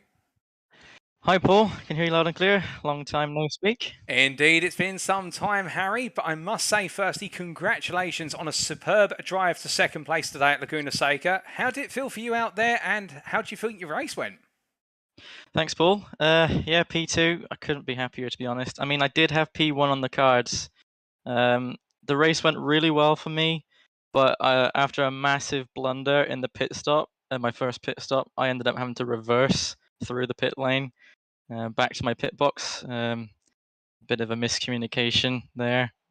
Accidentally decided to change tires, so I had to accelerate forward, toggle it off, and then reverse back into the pit box to make sure I don't change tires unwittingly. So I lost about a good 10 seconds or so. I might have been able to give Luke a bit more of a fight, but I was acutely aware that I had Oleg behind on a different strategy, so I did not want to risk losing any amount of milliseconds defending against someone so fast. I mean, I have in the past put up some pretty crazy defending efforts for at least about half an hour or longer, but that could have cost me a podium. The guys behind were pretty close. I think it was about only 2 seconds at the end there. Oh, indeed. It was very close. And it's very interesting because we didn't get to see or really hear about what happened in the pit lane. And that pit blunder, that 10 seconds lost, when you take the fact that in the end, Luke Whitehead won by a margin of 14.7 seconds, take the 10 seconds off, and you can imagine yet the 4.7 seconds and the 10 you lost to Oleg Zholobov with regards to that pit stop blunder, it really does, the dynamic, and I can understand it now. I think many of us watching can understand exactly how in the end it put you a bit on the spot in terms of, did you go to battle to Luke Whitehead and risk losing out the opportunity for, say, the win or 32nd place, or in the end did you yield to Whitehead and pretty much in a way guarantee yourself a spot on the podium unless Zholobov suddenly brought the pace out of nowhere? And well, I do have to ask, with regards to that, of course we know you as the driver all the way back from the season 2 of the European GT3 series, the driver, the strategist driver, where you've always got a way of making the tyres work, and also on that, just finding a way to always end up on the podium. What sort of influenced your decision in the end to think, you know what, I'm going to come home in second today, rather than try and really push Whitehead for the win? Myself and Oleg are really close in the championship standings, whereas Luke has had quite a few. Well, the first 2 races have been extraordinarily unfortunate for him, so his championship standing isn't particularly great at the moment. I think over the course of the next races until the end of the season, we've got quite a few left, I think he could pull it back, but I'm very conscious that whilst I could probably get a win this season if I really try hard enough, it's going to be extraordinarily difficult, and I do have to choose my battles. So it's, as a racing driver, you always want to be first, but the strategist in me always tells me, don't always fight just for the sake of a fight. You know, you can give up a position for the benefit of the points in the championship as a whole, and I think that's what I did today. Oh, indeed. And I definitely agree with you there. And I think, in my personal opinion, it's the right call. And it means that you inch ever closer to Oleg Zholobov in the hunt for the championship lead. I mean, he's now got the reputation of being Mr. Third Place. You've got the reputation of being Mr. Strategist. And, well, it'll be interesting to see how the dynamic develops between you two in the rivalry going forward. But on top of that as well, obviously, we've seen in the opening couple of rounds, it's been the case that a 4th and a 5th place finish and now your first podium finish. Looking back over the course of the season today and heading towards Kyalami next week, are we going to continue to see this upward trend for yourself? Because the results are continuing to improve and the pace is really coming alive. I'd say I don't like to be too egotistical. I prefer to be modest, but I will say watch this space. Maybe not Bathurst. I think maybe don't get your hopes up for Bathurst. 1, it's Porsche. 2, there's ballast as well. I think myself and Luke are going to have some interesting time there on the track at Bathurst. But definitely Kyalami. That's one of my stronger tracks. Very much looking forward to it. Oh, indeed. Well, we look forward to seeing you take to Kyalami in a week's time. But just before we let you go, is there anybody you'd like to say a thank you to on the broadcast? Any sponsors, family or friends? Oh, yes, definitely. Wild Things Racing, massive shout out to them. I mean, since I've joined them, honestly, the support I've had from them, I've been getting faster and faster. The team there are all fantastic, especially Denise Pope, the owner of the team. She's been fantastic, organising everything. Michael Kello, he's my setup engineer. He's helped me pretty much for every race this year, and we've got some amazing results. And I also see in the YouTube chat, Evan, Pope, Daz, thanks for the support. See you next time. Oh, I think they'll all really appreciate that. And thank you for joining us in the interview room, Harry. And, well, we look forward to seeing you take to the South African asphalt in a week's time.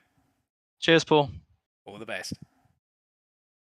So hearing there from Harry Phillips, and again, a very modest driver, and boy, it's been a while since I've had the pleasure of interviewing him come the end of a race, but again, really talking about there that interesting dynamic that he found himself placed. And again, we didn't get to see what happened with regards to the strategy blunder in terms of missing his pit box, and also not missing his pit box necessarily, but going in and going to put on tyres and then realising, no, I don't want to put tyres on, so he had to actually pull out of his pit box and reverse back in and cost himself 10 seconds of time. And well, I do honestly wonder if that hadn't happened, could we have seen Harry Phillips be the one up on the top step of the podium, or at least a classic battle between him and Whitehead. But in the end, he played for the points to give him the opportunity to close down Oleg Zholobov in the championship. And indeed, finishing ahead of the Russian driver means he gets a bit closer. And now as we move to round 4 in a week's time, you can imagine that rivalry is only going to intensify. And when Whitehead also gets into the mix as well, it's going to get better. It's going to be a three-way fight for the championship lead. Or it's going to be more than that each and every week at the rate we're going.